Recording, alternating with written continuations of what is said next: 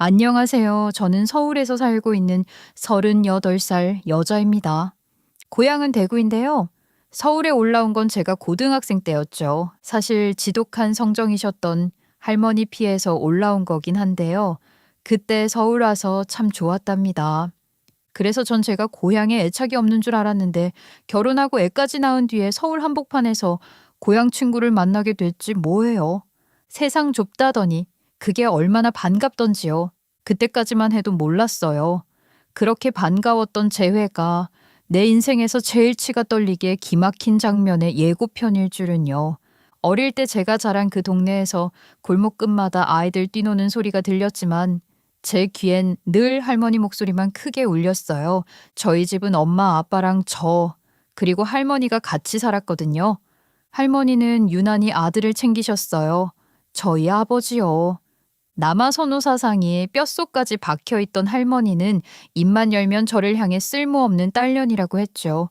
우리 집에서는 할머니가 집안의 중심이었어요.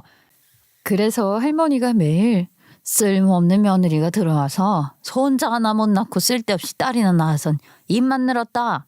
그 말해도 제대로 말릴 수 있는 사람이 없었다는 거예요. 그래도 참 이상하죠. 할머니는 저한테 그렇게 쓸모없다고 해놓고도 제가 집안일 조금 도우려고 하면 그렇게 칭찬을 해주시더라고요. 그래, 여자가 어릴 때부터 그렇게 살림 배워야지. 우리 미니 손이 참 빠르네. 나중에 시집가서 이쁨 받겠어. 그 말이 그땐 그렇게 기분이 좋을 수가 없었어요. 하루 종일 욕만 듣다가 처음 듣는 칭찬이니까요. 그래서 초등학교 1학년밖에 안 된 제가 세탁기 앞에 서서 빨래를 꺼내고 마당에 나가 물이 뚝뚝 떨어지는 수건을 널기 시작했지요. 손이 시려워서 팔까지 얼어붙어도 괜찮았어요. 할머니가 고개 끄덕이며 흡족한 표정 지을 때 그게 세상 제일 뿌듯했거든요. 그 무렵 우리 엄마 아빠는 맞벌이였어요. 새벽같이 나가고 밤늦게 들어오니까 집안 꼴은 늘 어수선했죠. 저녁이면 현관문이 덜컥 열리고 엄마가 헐레벌떡 들어왔어요. 엄마라고 그렇게 급하게 들어오고 싶으셨겠어요. 근데 맨날 할머니가 뒤에서 욕을 하니까 최대한 빨리 하겠다는 표현이라도 하신 거겠지요. 돈이라도 좀 더 벌어오면 몰라. 푼돈 벌면서 집안일은 나몰라라 하고 맨날 이 시간에 들어오니 저녁 소화도 안 되고 참나 이 늙은 내가 죽어야 끝나겠네. 엄마는 그 소리를 들으면서도 말 한마디 못했어요. 급히 손만 씻고 음식하느라 바쁘셨거든요. 저는 그 옆에서 수저를 가지런히 놓으면서 속으로만 생각했어요. 엄마가 덜 혼나려면 내가 도와드려야겠다. 그게 그땐 너무 당연했어요. 엄마는 할머니 구박에도 군소리 한마디 없이 밥을 차렸고 할머니는 그런 엄마를 보며 또 혀를 찼어요. 저는 그런 엄마가 너무 안쓰러웠어요. 그래서 엄마가 할머니한테 잔소리라도 덜 들었으면 좋겠다고 생각하면서 학교에서 돌아오면 한두 시쯤 세탁기에서 빨래를 꺼내 널었던 게 시작이었어요. 팔목에 물이 줄줄 흘러도 신경 안 썼어요. 건조대에 마른 빨래가 있으면 서툰 손으로 개켜두기도 했고요. 그러면 할머니가 한마디 했어요. 그 말 한마디면 하루 피곤이 싹 풀렸어요. 그렇게 저는 빨래와 걸레질로 사랑을 배웠죠.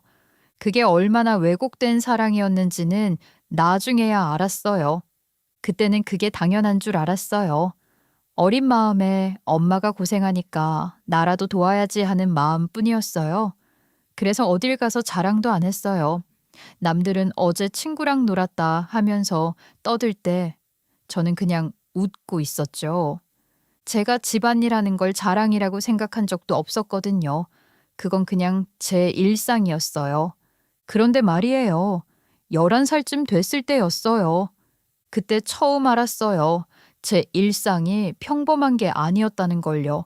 친구들이 학교 끝나면 미술학원도 가고 피아노도 배우고 놀이터에서 숨바꼭질을 하더라고요. 그걸 보는데 진짜 이상했어요. 쟤네는 집에 안 가도 되나 싶었죠.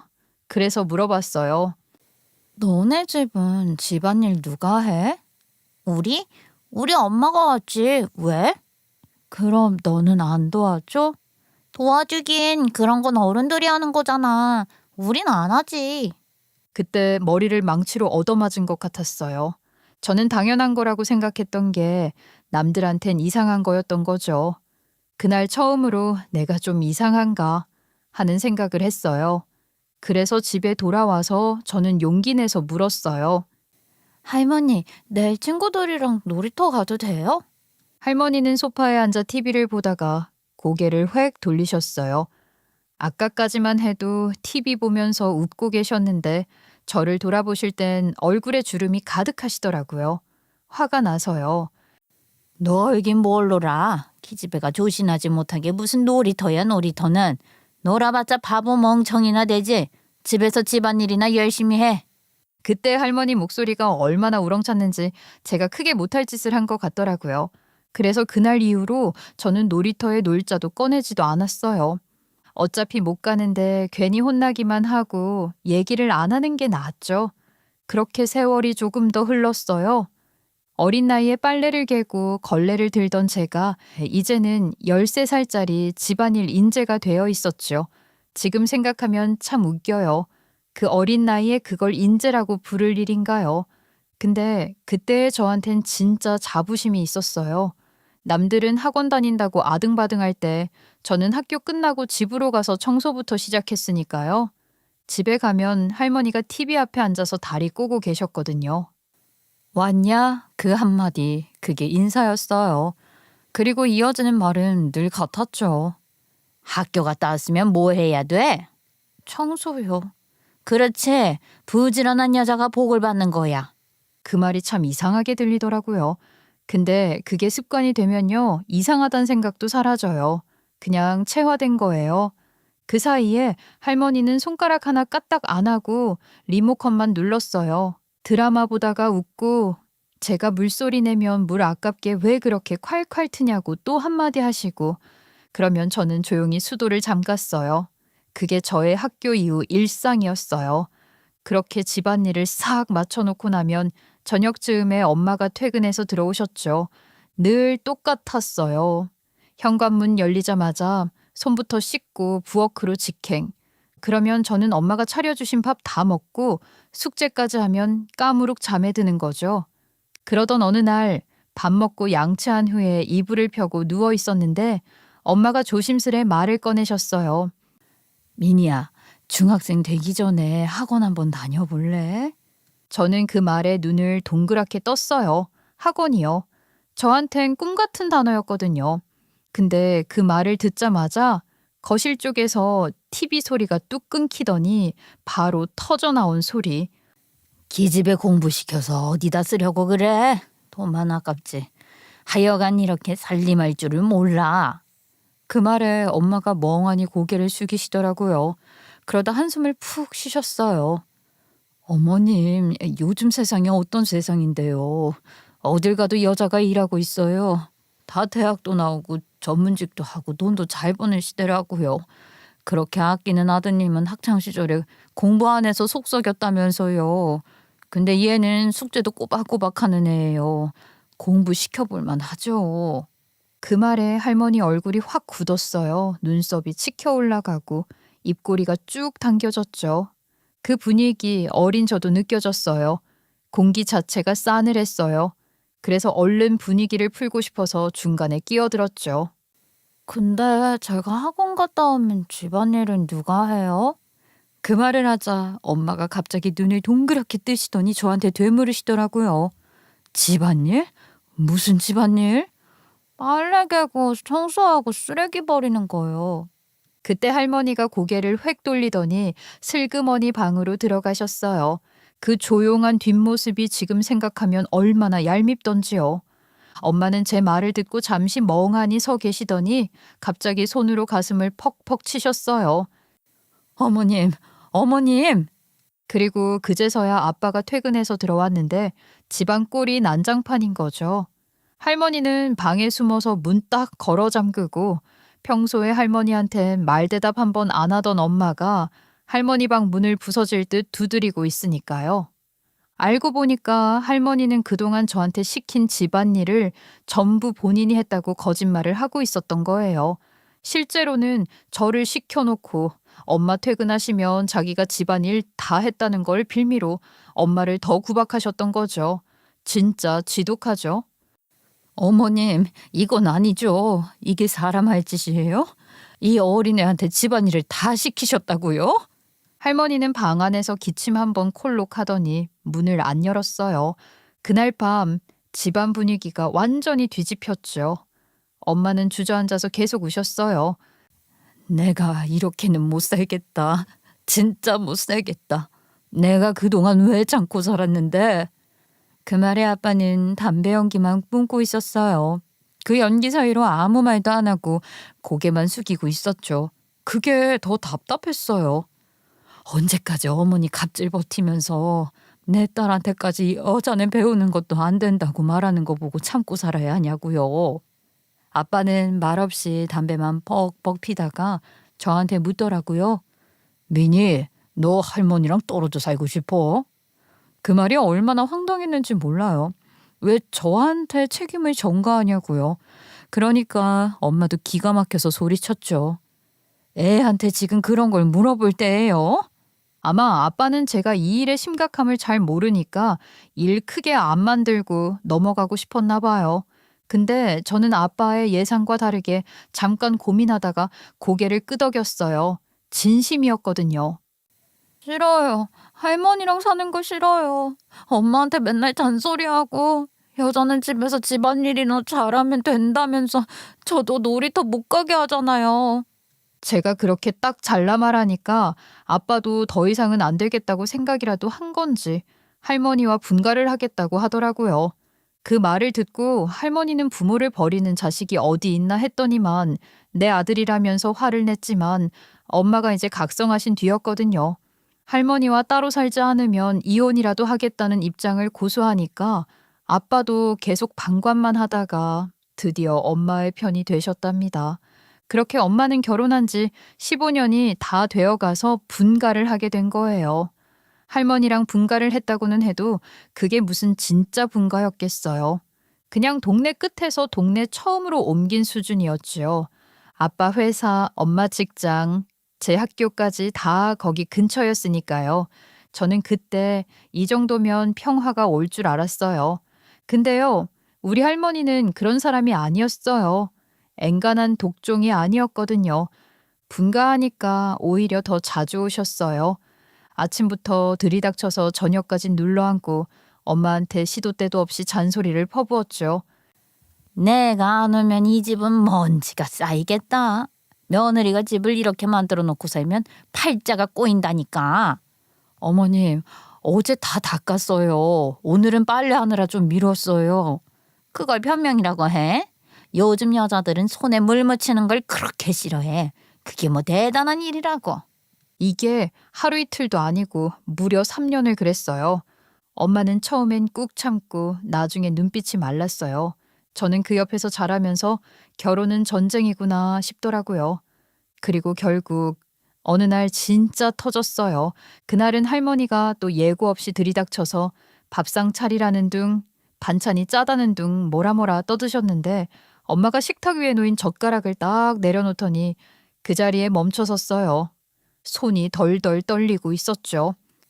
이제 못하겠어요. 뭐가? 이제 진짜 못 살겠다고요. 이혼할래요. 그 말에 할머니 입이 쩍 벌어졌어요. 이혼? 하면서 숟가락을 던지더라고요. 그 소리에 거실에 있던 아빠가 헐레벌떡 나왔죠. 담배 피다 말고 손에 재를 다 흘리면서요. 아니, 여우 지금 그게 무슨 소리야? 이혼이라니? 무슨 소리인지 몰라요? 나 이제 어머님이랑은 못 살아. 당신도 매번 모른 척하잖아요. 이 집에서 인간 취급 못 받고 사는 건 지겨워 죽겠어. 그리고 그날 아주 난장판이 났죠. 할머니는 아주 고래고래 소리 지르고 엄마는 그런 할머니 완전 무시하고 아빠 보고 처리하라고 하는 거 있죠? 아빠가 겨우겨우 할머니 댁에 모셔다 드리고 왔는데 그동안 저도 엄마한테 한마디를 못 붙였다니까요. 그러곤 아빠가 돌아와서 엄마한테 엄청 비는 거예요. 저는 눈치껏 방에 들어가 있었지만 한 집에 있는데 그 말소리가 안 들리겠어요? 여보, 무슨 이혼이야? 우리 미인이도 중요한 시기에 당신 없으면 어떡해? 우리 가족은 당신이 버텨줘서 지금까지 온 거야. 그거 고마운 줄 알았으면 진작에 잘했어야지. 그럼 어떻게 해요? 방법을 좀 찾아봐요. 당신은 참 편하겠어. 여기저기 편한 대로 붙어 다니면 싸우는 건 마누라랑 엄마가 알아서 하니까. 그럼 난 뭐야? 난 가정부야? 엄마는 울지도 않았어요. 목소리가 너무 단단했어요. 오히려 그게 더 무서웠어요. 그동안 쌓인 게 많았던 거죠. 아빠는 한참을 말없이 있다가 갑자기 폭탄 선언을 하셨죠. 그럼 서울로 가자. 뭐라고요? 서울로 가자고. 나도 이제는 엄마를 이길 자신이 없어. 그렇다고 이혼할 수도 없고. 우리 새로 시작하자. 어머님이 서울까지 쫓아오시면 어떡하려고요? 서울까지 쫓아오진 못하실 거야. 설령 오셔도 그땐 나도 엄마 안 볼 결심을 내릴게. 그 말 한마디에 엄마가 잠시 멈췄어요. 그러고는 긴 한숨을 내쉬더니 결국 고개를 끄덕였어요. 그게 아빠가 얻은 마지막 기회였던 거죠. 이사 준비는 빠르게 진행됐어요. 아빠는 회사 친구들 통해 서울 쪽으로 새로 일자리를 옮겼고, 엄마는 동네 슈퍼에서 일이라도 하겠다고 하셨죠. 할머니는 소식 듣고 한바탕 난리를 치셨어요. 이사 전날 할머니가 들이닥쳤어요.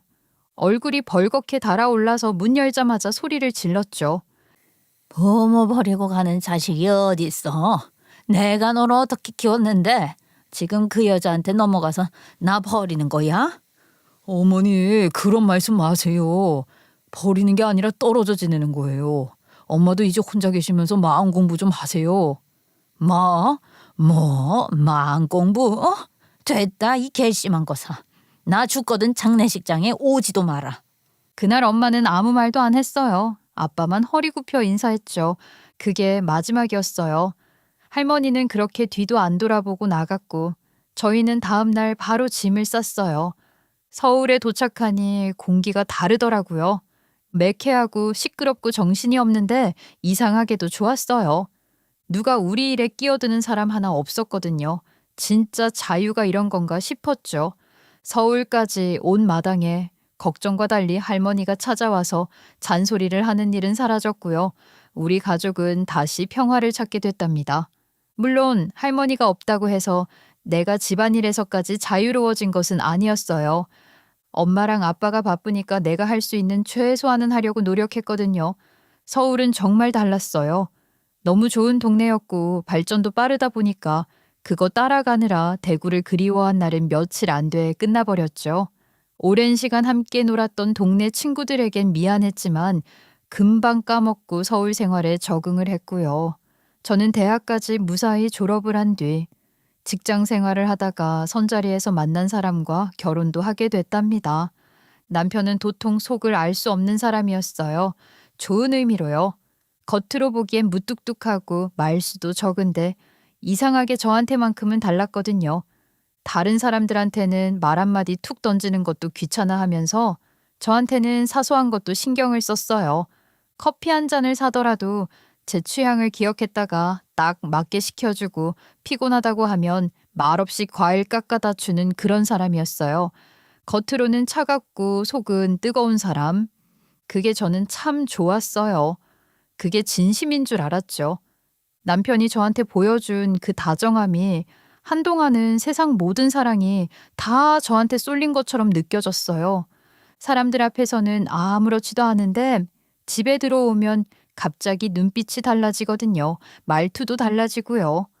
남들은 저 사람은 차가워 보인다 했는데 저는 그냥 표현이 서툰 사람일 뿐이라며 감싸줬어요.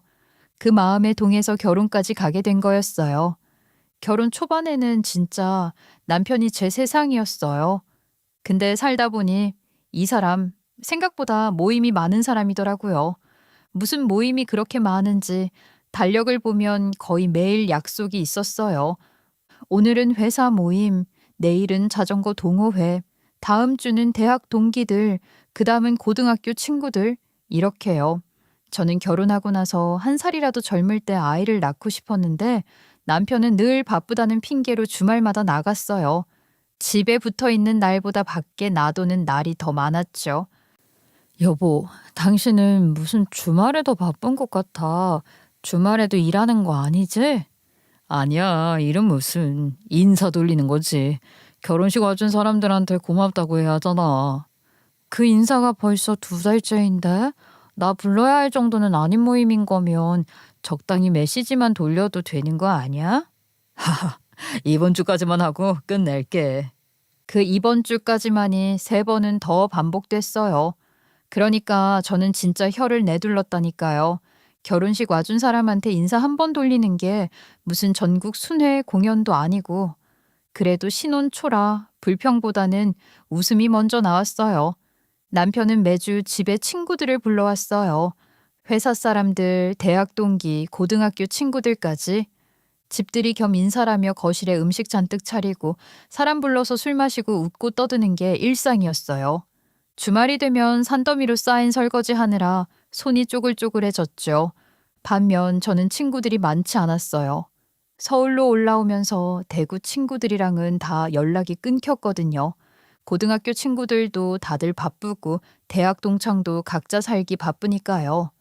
딱 한 무리 단짝 친구들 몇 명 빼고는 오랜만에 연락 오는 사람도 거의 없었어요. 그런 제 모습을 남편이 좀 의아하게 보더라고요. 자기는 왜 그렇게 모임이 없어? 친구 없으면 평소에 누구랑 얘기해? 없다기보다 다 멀리 있지. 서울와서 적응하느라 바빴으니까. 그래도 사람은 친구가 많아야 복이지. 인맥도 재산이라고 하잖아. 당신이 내 친구고 재산인데 당신이 인맥 많으니까 됐지 뭐. 안 그래? 하하, 그건 맞아. 내가 마님 대신 밖에서 열심히 좋은 인맥 만들어 오겠습니다. 그렇게 웃으며 넘겼어요. 싸움이 될 만한 일도 아니었고 그냥 이 사람은 사람 좋아서 그런가 보다 싶었죠. 사실 저는 그런 성격이 부럽기도 했어요. 사람들과 스스럼 없이 어울리고 모임에 가면 중심이 되는 사람. 저는 그런 재주가 없었거든요. 남편은 그랬어요. 밖에서는 무뚝뚝하고 쿨한 척하지만 집에서는 로맨틱한 척 잘하는 사람. 자기 방식대로 표현한다고 해야 할까요?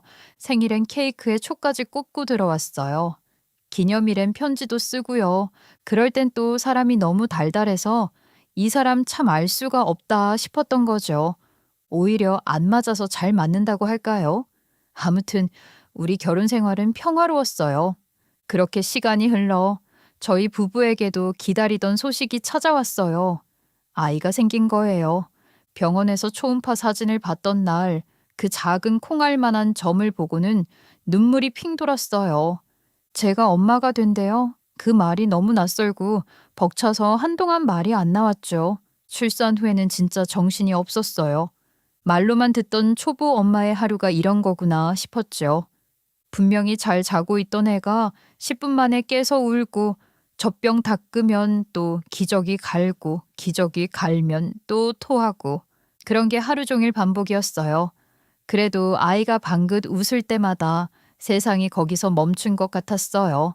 애가 잘 먹고 잘 자고 잘 싸면 그날 하루가 다 보상받는 기분이더라고요. 남편도 초반엔 나름대로 열심히 도와줬어요. 퇴근하고 들어오면 아이 목욕시키고 새벽에도 기저귀 갈아주고. 근데 그런 게 하루 이틀이지. 시간이 지나니까 슬슬 피곤해 하더라고요. 새벽마다 수유할 때 옆에서 잠덜 깬 얼굴로 뒤척이는 게 눈에 보였어요. 여보, 깼어? 조용히 한다고 했는데 당신 피곤할 텐데 신경 쓰지 말고 그냥 자. 아니야, 그래도 어떻게 그래. 같이 있어줘야지. 나 괜찮아. 괜히 깨서 힘들잖아. 어제도 계속 졸았다며. 당신 다크서클 장난 아니야. 나는 휴직 중이니까 가능한 내가 볼게. 남편이 아무리 괜찮다고 해도 그래도 눈에 보이잖아요. 밤새 시달리다가 출근을 하는 남편이 점점 위태해 보였거든요. 그래서 자연스럽게 각방을 쓰게 됐어요. 남편은 침실에서 자고 저는 아이 옆에서 자면서 밤마다 1대1로 케어했고요. 그게 당연하다고 생각했어요. 낮에 애가 잘 때 쪽잠 자면 되니까요. 근데 남편이 각방 쓰는 걸 엄청 불만스러워 했어요. 여보, 오늘은 같이 자면 안 돼? 우리 각방 쓴 지 너무 오래됐잖아. 어떻게 그래. 그러다가 애 갑자기 큰일 나면 어떡해. 그 기간이 있대. 좀만 참아봐. 좀이 도대체 언제까지야? 우리도 아직 신혼인데. 저는 솔직히 그때 남편이 철없다고 생각했어요. 애 재우고 나면 기절하듯 쓰러지는데 그런 와중에 같이 자자는 소리가 귀에 들어오겠어요? 하루에 3시간도 못 자는데 말이에요. 그리고 출산을 해본 엄마들이라면 다들 내 말에 공감을 해줄 텐데 아이를 바로 옆에서 케어를 하는 것이 엄마의 역할이라고 생각을 했기 때문에 기꺼이 감내를 한 거였거든요. 근데 시간이 지나면서 저도 점점 예민해지더라고요. 하루 종일 울고 보채는 아기랑 씨름하다 보면 세상 모든 게 다 귀찮아지거든요. 남편이 TV 보면서 웃는 것도 괜히 신경에 거슬리고 늦게 들어오는 날엔 괜히 화가 났어요. 남편은 그런 제 모습이 이해가 안 갔겠죠. 점점 대화가 줄었어요. 서로 말 붙이기도 어색할 정도였어요. 부부 사이에도 권태기가 온다더니 그 말이 딱이더라고요. 저도 모르게 이혼이라는 단어가 머릿속을 스쳤을 정도였어요. 그러던 어느 날이었어요. 집으로 택배 하나가 도착했는데 남편 이름으로 된 거였어요. 평소엔 각자 택배는 알아서 정리했거든요. 근데 그날따라 할 일도 없고 마침 재활용 쓰레기 내는 날이라 상자 버릴 겸 뜯어봤어요. 부부끼리 그 정도는 괜찮잖아요. 근데 박스를 열자마자 영양제가 나오더라고요. 남편이 워낙 보조제를 자주 챙겨 먹는 편이라 또 뭐 샀나 보다 싶었어요. 비타민이나 마그네슘, 오메가3 이런 거 늘상 사니까요. 근데 이번엔 뭔가 이상했어요. 통을 보니까 엽산이라고 적혀 있더라고요. 엽산이라면 임신했을 때 산부인과에서 그렇게 챙겨 먹으라던 그거잖아요. 태아 노회 발달에 좋다고. 그런데 남편이 왜 그걸 이제서야 샀지? 좀 띠용했죠. 그래서 남편 퇴근하자마자 물어봤어요. 여보, 택배 박스 정리하다가 먼저 깠는데 이게 있더라? 웬 엽산 이걸 왜 샀어? 어, 아, 그거 마그네슘이랑 헷갈려서 잘못 시켰나 보다. 줘봐, 반품할 거야.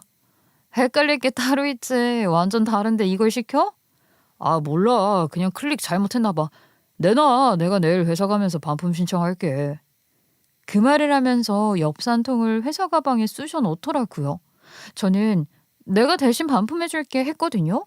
그랬더니 손사래를 치면서 박스 버린 거 아니야? 내가 회사 가서 할게. 하는 거 있죠? 그때는 그냥 넘겼어요. 영양제 하나 잘못 시킬 수도 있지. 그렇게 당황할 일인가 싶어서 이상하긴 했지만요. 근데 육아에 치여 사는 와중에 그깟 엽산 하나로 의심할 여유도 없었어요. 말 그대로 별일 아니니까요. 하지만 이런 우리 부부에게도 기회라는 게 찾아왔어요. 어쩌면 우리 가족이 다시 숨을 돌려볼 수 있는 리프레쉬 기회라고 할까요? 어느 날 남편이 퇴근하자마자 저를 불러앉혔는데 표정이 굳어 있는 거예요. 저도 순간 겁이 덜컥 났어요. 괜히 진지하게 할 말이 있다 이러면 불안하잖아요. 그런데 남편 입에서 나온 말이 뜻밖이었어요.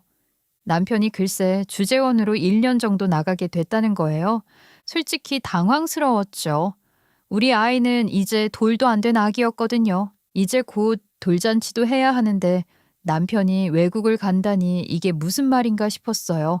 그런데 예전에도 그런 얘기를 한 적이 있었거든요. 결혼 전에 나중에 애가 6, 7살쯤 되면 한 2, 3년 정도 주재원으로 다녀오는 것도 나쁘지 않지 않겠냐고요. 그땐 저도 그게 멋있게 들렸어요. 외국 근무, 글로벌 경험, 애 교육에도 좋고 뭐 그런 식으로요. 그런데 그게 이렇게 일찍 찾아올 줄은 몰랐죠. 1살밖에 안 된 아기를 데리고 그것도 고작 1년을 위해 해외로 나간다는 건 말이 안 되잖아요. 저는 속으로 이건 아니다 싶었어요. 아직 아기가 자주 아프기도 하고 손이 10개라도 부족한 시기인데 그걸 낯선 나라에서 감당하라니요. 솔직히 겁이 났어요. 외국에서는 동네 마트 가는 것조차 일이잖아요. 그런데 그런 상황을 감수하면서 따라가는 건 무리였죠. 결국 저희는 여러 날을 두고 이야기를 했어요. 남편도 나름 고민이 깊어 보였어요. 서로 앉아서 밤마다 의논했죠. 당신 혼자 가는 게 낫지 않을까 하는 말이 나오기까지 며칠이 걸렸어요. 결과적으로 저희는 남편만 1년 정도 나가기로 했어요. 그때는 그렇게 생각했어요. 1년이면 금방이겠지. 주재원이라고 해서 연락이 끊기는 것도 아니고 베트남이면 시차도 크지 않잖아요. 비행기로 6시간 거리라 마음만 먹으면 오고 갈 수도 있는 거리니까요. 저는 그냥 그 정도면 괜찮다고 스스로 위로했어요. 남편은 그 말을 듣더니 고맙다고 했어요. 이해해줘서 정말 고맙다면서요. 안 그래도 아이가 어려서 같이 데리고 가는 게 부담이었다는 말을 하더라고요. 아이가 아프기라도 하면 병원 문제도 복잡할 테니까요. 저도 고개를 끄덕였어요. 맞는 말이었어요. 부모로서야 아이를 생각 안 할 수 없잖아요. 그렇게 준비가 시작됐어요. 남편은 서류 정리하랴 짐 싸랴 정신이 없었죠. 어느 날은 퇴근하고 와서 말했어요. 숙소가 아직 마련이 안 돼 있어서 처음엔 임시로 지낼 곳을 구해야 한대요. 그러면서 적금을 깨서 집을 얻어야 할 것 같다고 했어요. 그 말에 저는 조금 놀랐지만 어쩔 수 없겠구나 싶었어요. 일이라는 게 원래 그렇게 흘러가니까요. 그 뒤로는 정신없이 빠르게 일이 흘러갔어요. 주재원 이야기가 나온 지 한 달도 안 돼서 남편은 부랴부랴 떠나게 됐어요. 저는 인천공항까지 배웅을 갔죠. 아이는 아기띠 안에서 졸린 눈을 비비고 있었고 남편은 캐리어 손잡이를 꼭 쥔 채로 연신 저를 보더라고요. 당신 덕분에 마음 놓고 다녀올 수 있을 것 같아. 1년 금방 가. 거기서 일 잘 처리하고 돌아오면 내 연봉도 많이 오르겠지. 연락 자주 하고 걱정 말고 다녀와. 우리도 잘 지내고 있을게. 그렇게 남편은 떠났고 저는 아이를 안은 채로 터덜터덜 집으로 돌아왔어요. 1년 동안 친정부모님의 도움을 받아 아이를 키우다 보면 남편이 돌아오겠지 싶은 마음으로 가볍게 생각해 보려 했어요. 심각하게 생각해봤자 애 정서에만 안 좋죠. 그래도 돌잔치 생략하기로 한 건 아이에겐 조금 미안하더라고요. 나중에 보여줄 사진이 없다는 게 아쉽기도 하고 남편이 급하게 떠나게 돼서 가족끼리 조촐하게 미리 했거든요. 그렇게 아이 낳은 지 1년이 조금 넘던 어느 날이었어요. 남편이 베트남으로 떠난 지 한 달쯤 된 시점이었죠. 그날은 별일 없이 평범하게 지나가던 날이었는데 문득 생각났어요. 출산 후 1년쯤 지나면 자궁경부암 검사 같은 정기 진료를 받으러 가야 된다고 하잖아요. 그 말이 머릿속에 박혀 있어서 미루지 말고 다녀오자 싶었어요. 아이를 친정엄마께 잠깐 맡기고 모처럼 혼자 병원에 갔죠. 대기실에 앉아서 차례를 기다리는데 간호사가 허두양님 하고 부르는 거예요. 허두양? 그 이름이 머릿속에서 맴돌더라고요. 솔직히 흔한 이름이 아니잖아요. 순간 중학교 때 친구 얼굴이 겹쳐졌어요. 목 옆에 있던 커다란 점, 그게 너무 선명하게 기억났거든요. 그래서 혹시나 싶어서 옆자리에 앉은 여자를 유심히 봤어요. 설마 했는데 진짜 그 애였어요. 두양이? 맞지? 설마 대구 살던 허두양? 그 친구가 놀라서 저를 똑바로 쳐다보더니 입을 벌리며 말하는 거예요. 혹시 민이야? 세상에, 진짜 너야? 그 한마디에 둘 다 웃음이 터졌어요. 그래서 서로 진료가 끝나길 기다려줬다가 병원 앞 카페로 자리를 옮겼죠. 오랜만에 보는 친구라 그런가 음료를 시켜놓고도 말이 끊이질 않았어요. 너 언제 서울로 올라왔어? 하니까 애가 손을 흔들며 대답하더라고요. 이제 한 3년 됐나? 그때까진 계속 대구에서 살다가 식당 일 때문에 왔어. 그런데 얘기를 하다 보니 중요한 걸 안 물어봤더라고요. 저는 자궁경부암 검사를 받으러 갔다지만 두향이는 배가 꽤 나와 있었거든요. 딱 봐도 임신 6개월쯤은 돼 보였어요. 두양아, 그나저나 너 임신했어? 이제 곧 7개월이야. 그래서 반가운 마음에 이것저것 물어봤죠. 결혼은 어디서 했어? 남편은 뭐해? 그런데 그 부분에서 두양이가 말을 아끼더라고요. 괜히 손톱을 만지작거리면서 말을 돌리는데 느낌이 이상했어요. 결국 제가 캐물었어요. 왜 그래? 혹시 애 아빠한테 무슨 일 있어? 그제야 두양이가 한숨을 쉬더니 털어놓는 거예요. 아주 조용한 목소리로요. 사실 남편이 지금 도피 중이야. 투자 사기에 엮여서 잠깐 숨어 있거든. 그래서 누구한테 말을 잘 못해. 혼인신고도 아직 못했어. 그 말을 듣는데 진짜 순간적으로 할 말을 잃었어요. 그럼 미혼모로 애를 혼자 키우나 안쓰럽기도 하고요. 아무래도 믿을 만한 사람이 아닐 수도 있잖아요. 그럼 지금 혼자야? 애 아빠가 도피 중이면 어디 숨어 있고 그래? 아니, 요즘은 같이 지내. 이제 곧 누명도 풀릴 것 같대. 그거 끝나면 혼인신고 할 거야. 애 낳을 때쯤이면 다 해결될 것 같아. 애는 밝게 웃으면서 그렇게 말했어요. 저는 속으로 좀 짠했어요. 배부른 상태로 그 불안한 상황을 견디고 있는 게 아무리 봐도 쉽지 않았을 테니까요. 그런데 두향이는 씩씩하더라고요. 왜냐면 그이가 나한테 가게도 차려줬거든. 같이 운영하자고. 뭐, 진짜? 정말 잘 됐다. 배 나온 상태로 괜찮겠어? 그럼 남편이 거의 다 도와주고 있어. 걱정 마. 그 말하는 톤이 얼마나 밝던지 제가 오히려 놀랐어요. 세상 걱정 다 내려놓은 사람처럼 웃더라고요. 그 얼굴을 보고 있자니 저까지 괜히 마음이 풀렸어요. 미니야, 그래서 말인데 사실 내일이 우리 가게 개업식이야. 진짜 작게 하는 거긴 한데 시간 되면 와줄 수 있어? 저는 고민도 안 했어요. 남편도 없고 아이랑 단둘이 지내다 보니 하루 종일 말 한마디 나눌 사람도 없던 차였거든요. 오랜만에 친구 얼굴 보니 기분도 좋고 고향 친구가 가게 차렸다는데 당연히 축하해 주러 가야죠. 좋지. 애기 데리고 한번 가볼게. 어떡해. 너무 잘 됐다. 그렇게 약속을 잡았어요. 집으로 돌아가는 길. 괜히 기분이 이상하게 들떴어요. 오래된 친구가 이렇게 다시 나타나다니 그 자체로 반가웠거든요. 다음 날은 아기 용품 가방에 물티슈며 이유식통까지 챙겨 넣으면서 괜히 설렜어요. 오랜만에 애랑 같이 바깥 공기 좀 쐬겠구나 싶었죠. 다음 날 작은 화분을 사서 들고 개업식 하는 가게 앞에 갔는데 새로 문 연 가게라 그런지 문 앞에는 축하 화환이랑 풍선이 잔뜩 매달려 있고 유리창 너머로는 김이 모락모락 올라오더라고요. 규모는 작았지만 손때 묻은 정성이 느껴졌달까? 아기자기하게 꾸며놓은 게 딱 두향이 스타일이었어요. 제가 문을 열면서 두양아 하고 불렀더니 그 애가 뒤돌아보며 활짝 웃는 거 있죠. 미니야, 세상에 너 진짜 왔구나. 아유, 애까지 데리고 오느라 힘들었겠다. 뭐 집에 있으면 더 답답한데 나들이 나온 셈이지. 이거 축하하려고 작은 화분 하나 샀어. 어머, 세상에 이런 것까지 챙기고 고마워 진짜. 그때까지만 해도 기분이 참 좋았어요. 오랜만에 친구 얼굴 보고 그 애가 웃는 걸 보니 괜히 흐뭇하기도 했고요. 그런데 문제는 그 다음이었어요.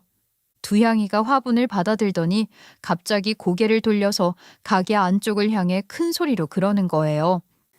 여보, 내가 어제 말한 친구 왔어.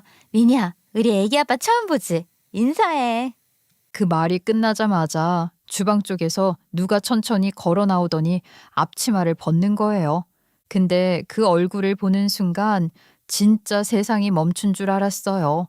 아니 글쎄 두향이가 남편이라고 소개한 인간이 다름 아닌 내 남편이었던 거예요. 당신이 여기에 왜 있어? 제가 그렇게 묻자마자 남편 놈은 얼굴이 순식간에 사색이 되더니 말 한마디를 못하고 입만 벌린 채 멍하니 서 있는 거예요.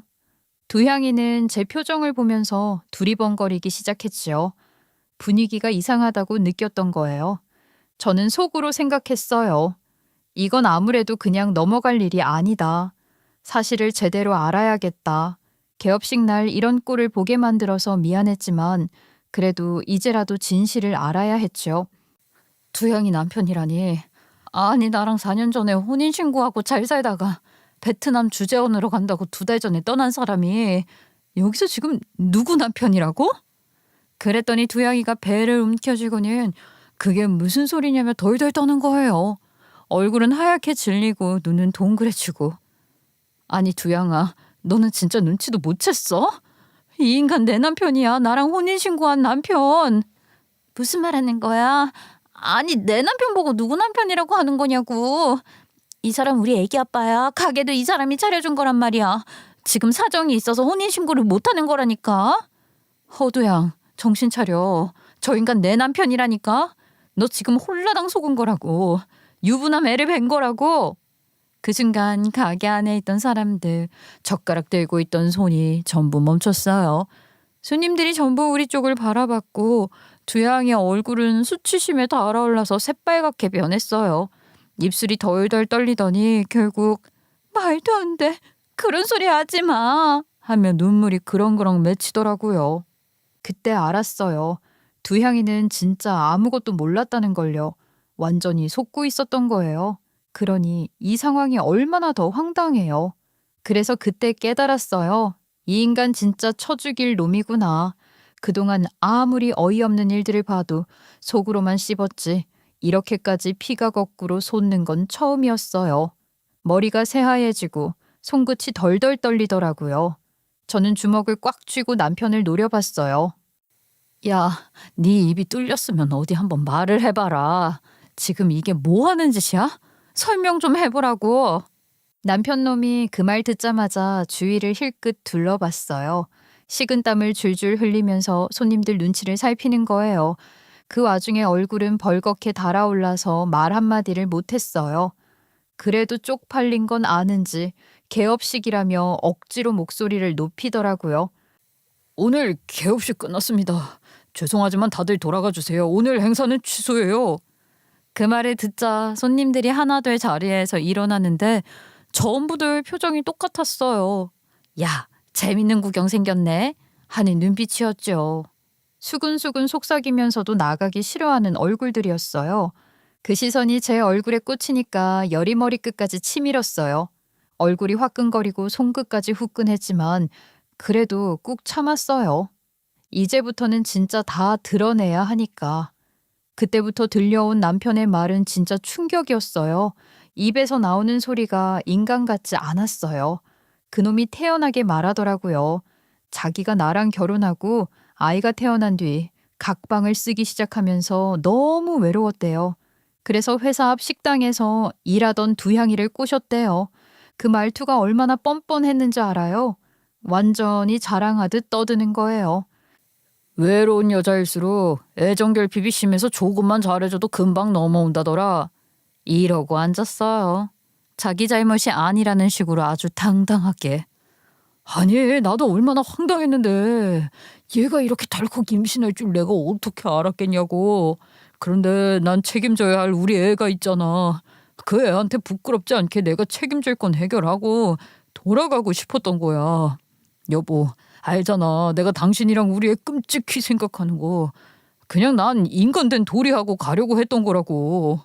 그 얘기를 듣는데 정말 미친놈이 말도 잘한다 싶더라고요.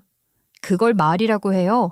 그리고 그동안 두향이는 얼굴이 하얗게 질리더니 식은땀을 뻘뻘 흘렸어요.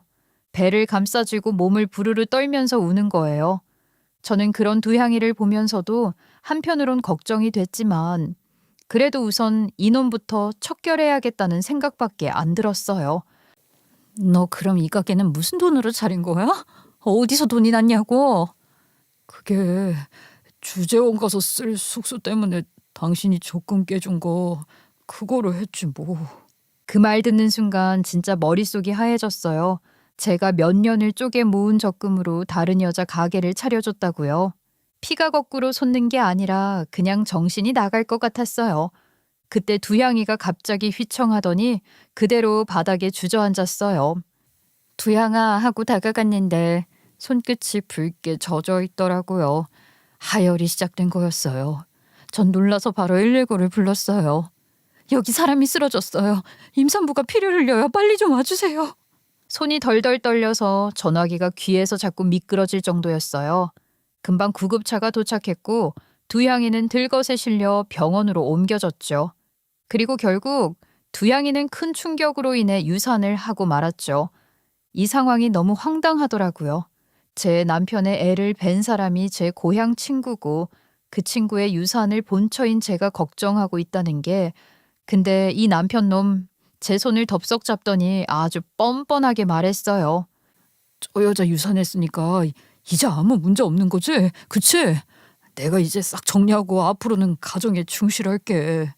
그 말을 듣는데 진짜 눈앞에 있던 인간이 사람이 아니라 짐승처럼 보였어요. 어떻게 사람 입에서 그런 말이 나올 수가 있냐고요? 저는 그 자리에서 뺨을 갈겨줬죠. 제 인생에서 그렇게 세게 사람을 때려본 건 처음이었어요. 너랑은 이혼이야, 미친놈아. 내가 다 정리한다니까. 왜 그래, 여보. 진정 좀 해봐. 꺼져, 이 더러운 새끼. 너랑은 이제 말도 섞기 싫어. 집에 들어오지 말고 내 눈에 띄지 말고 있어. 그 뒤로 저는 바로 움직였어요. 마음이 싹 식은 김에 행동이 빨라지더라고요. 말로 싸워서 될 일이 아니라는 걸 뼈저리게 느꼈거든요. 그 인간이 차려준 가게 문 앞에다가 채권 압류 통보서를 붙였어요. 하얀 종이에 빨간 도장이 찍힌 그 서류를 문짝 한가운데 떡하니 붙여놨죠. 지나가던 사람들이 힐끗힐끗 쳐다보는데 부끄럽다는 생각보다 제발 많이 좀 봐줬으면 좋겠더라고요. 왜 여기에 이런 게 붙었을까? 그 전말이 동네에 널리 퍼지길 바라면서요. 제가 제출한 금융거래 내역이랑 계좌이체 명세 덕분에 법적으로 그 가게의 실질적인 주인이 저라는 게 명확하게 인정됐고요. 그 순간 진짜 웃음이 나왔어요. 그놈이 제 통장에서 꺼내 쓴 돈으로 세운 가게가 결국 제 손으로 넘어가다니 세상 이치가 참 기가 막히죠. 거기서 멈췄겠어요. 남편놈한테는 이혼 소송장을 바로 보냈고 재산분할 신청도 같이 넣었어요. 시댁 쪽은 소식 듣자마자 까무러치더라고요. 그 잘난 집안 체면 구기게 생겼으니 난리였겠죠. 이제 와서 전화 돌리며 사죄랍시고 하는 말이 애미야, 우리도 몰랐다. 네 속이 얼마나 상했겠니? 그런데 동네 시끄러워지는 건 너도 골 아프지 않냐? 우리가 이자를 잘 챙겨줄 테니까 합의로 편하게 마무리하자꾸나.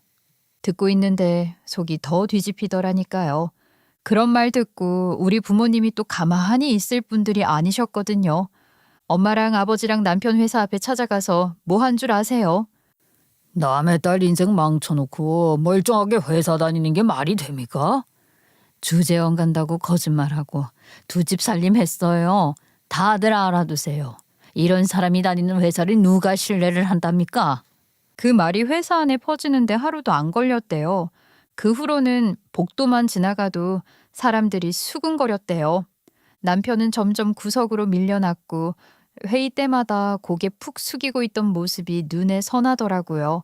두양이도 조용히 넘어가진 않았어요. 혼인빙자 사기라며 정신적 위로금 청구 민사소송을 걸었거든요. 한마디로 세상에 둘도 없는 불쌍한 여자였던 거죠. 그렇게 되니까 남편은 진짜 쑥대밭이 됐어요. 회사에선 징계 들어오고 경찰서며 법원이며 들락날락거리더니 결국 지 손으로 사직서를 냈다더라고요. 하긴 소문이 그렇게 돌았는데 그 얼굴로 회사 다닐 수나 있었겠어요. 근데 우리 부모님이랑 두향이가 그걸로 끝내겠어요? 그 둘이 의기투합했어요. 물론 저도요. 시댁 근처에다가 현수막을 걸었거든요. 두 집 살림하면서 본처 돈으로 상간녀 가게 차려줬다는 내용이었는데 솔직히 두향이가 진짜 대단한 거죠. 멘탈갑이에요. 결국 불법 현수막이라 벌금까지 냈다는데 그 덕분에 동네 사람들한테 소문이 쫙 퍼졌죠.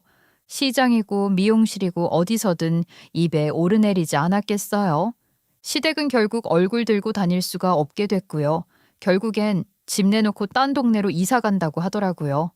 어디로 이사 갔는지 알아만 내면 부모님이랑 두양이는 또 쫓아갈 기세더라고요. 결국 저는 남편이랑 이혼 소송했고요. 당연히 제가 승소했습니다. 재산 분할로 꽤 두둑하게 받아냈고 양육권이랑 친권까지 전부 제 손에 들어왔어요. 결국 빈털터리가 된 전 남편 놈은 기어이 저한테 다시 찾아와서 빌더라고요. 사람이 밑바닥을 보이면 무릎이 그렇게 쉽게 꺾인다더니 진짜로 그랬어요. 울먹이면서 잘못했다고, 진심으로 후회한다고, 이젠 새 사람이 되겠다고 빌더라고요. 여보, 내가 정말 정신이 나갔었던 거야. 내가 그런 짓을 왜 했을까? 제발 용서해주면 안 되겠어? 진짜 이번엔 잘할게. 그런데 더 황당한 건 전 남편 놈이 두양이한테도 찾아갔다는 거예요. 아니 그 와중에 용서해달라, 다시 받아달라는 말을 둘 다한테 똑같이 했다는 거 있죠? 인간이 아니라 재앙이에요. 그딴 말에 누가 넘어가겠어요. 그걸 어떻게 알았냐면요. 저랑 두양이는 그날 이후 꾸준히 연락하면서 소송 진행 상황을 서로 공유했거든요. 처음엔 상황이 상황이다 보니 어색했는데 연락을 주고받다 보니까 오히려 같은 배를 탄 전우 같더라고요. 그 인간이 우리 둘을 동시에 기만했다는 사실이 밝혀졌을 때는 진짜 분노보다 허탈했어요. 그래서 저도 두양이도 저희 부모님도 더 과하게 전 시댁과 전 남편놈한테 응징을 했던 거예요. 그리고 제가 직접 시댁에 찾아갔던 첫날 대문 너머로 고개 내민 시어머니 얼굴에 대고 한마디 했었죠. 댁 아드님 간수 좀 똑바로 하세요.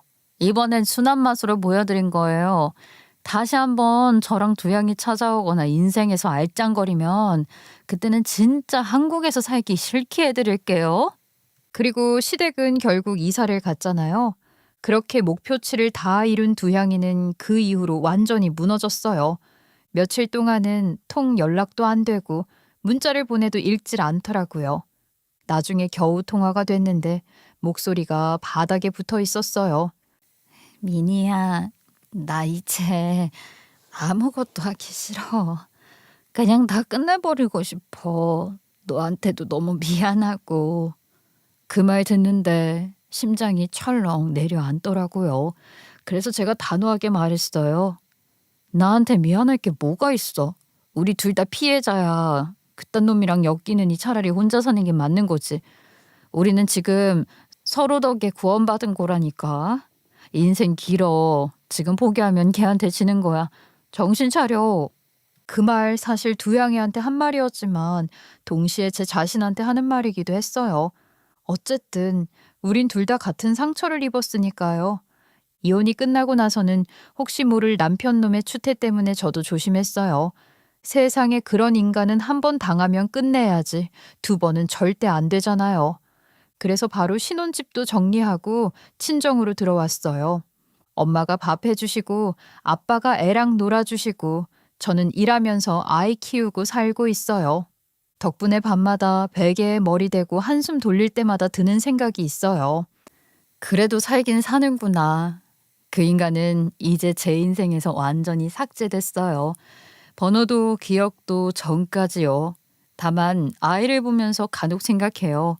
언젠간 이 아이가 자라서 아빠는 어떤 사람이야? 라고 물으면 뭐라고 답해야 할까 하고요. 그래도 그때쯤이면 저도 웃으면서 말할 거리 찾아낼 수 있겠죠. 모종의 이유로 저랑 두양이처럼 혼자 애를 키우시는 분들이 많으실 거예요. 그런 분들께도 제 이야기가 공감과 연대의 시간이 되었기를 바랍니다. 들어주셔서 감사합니다.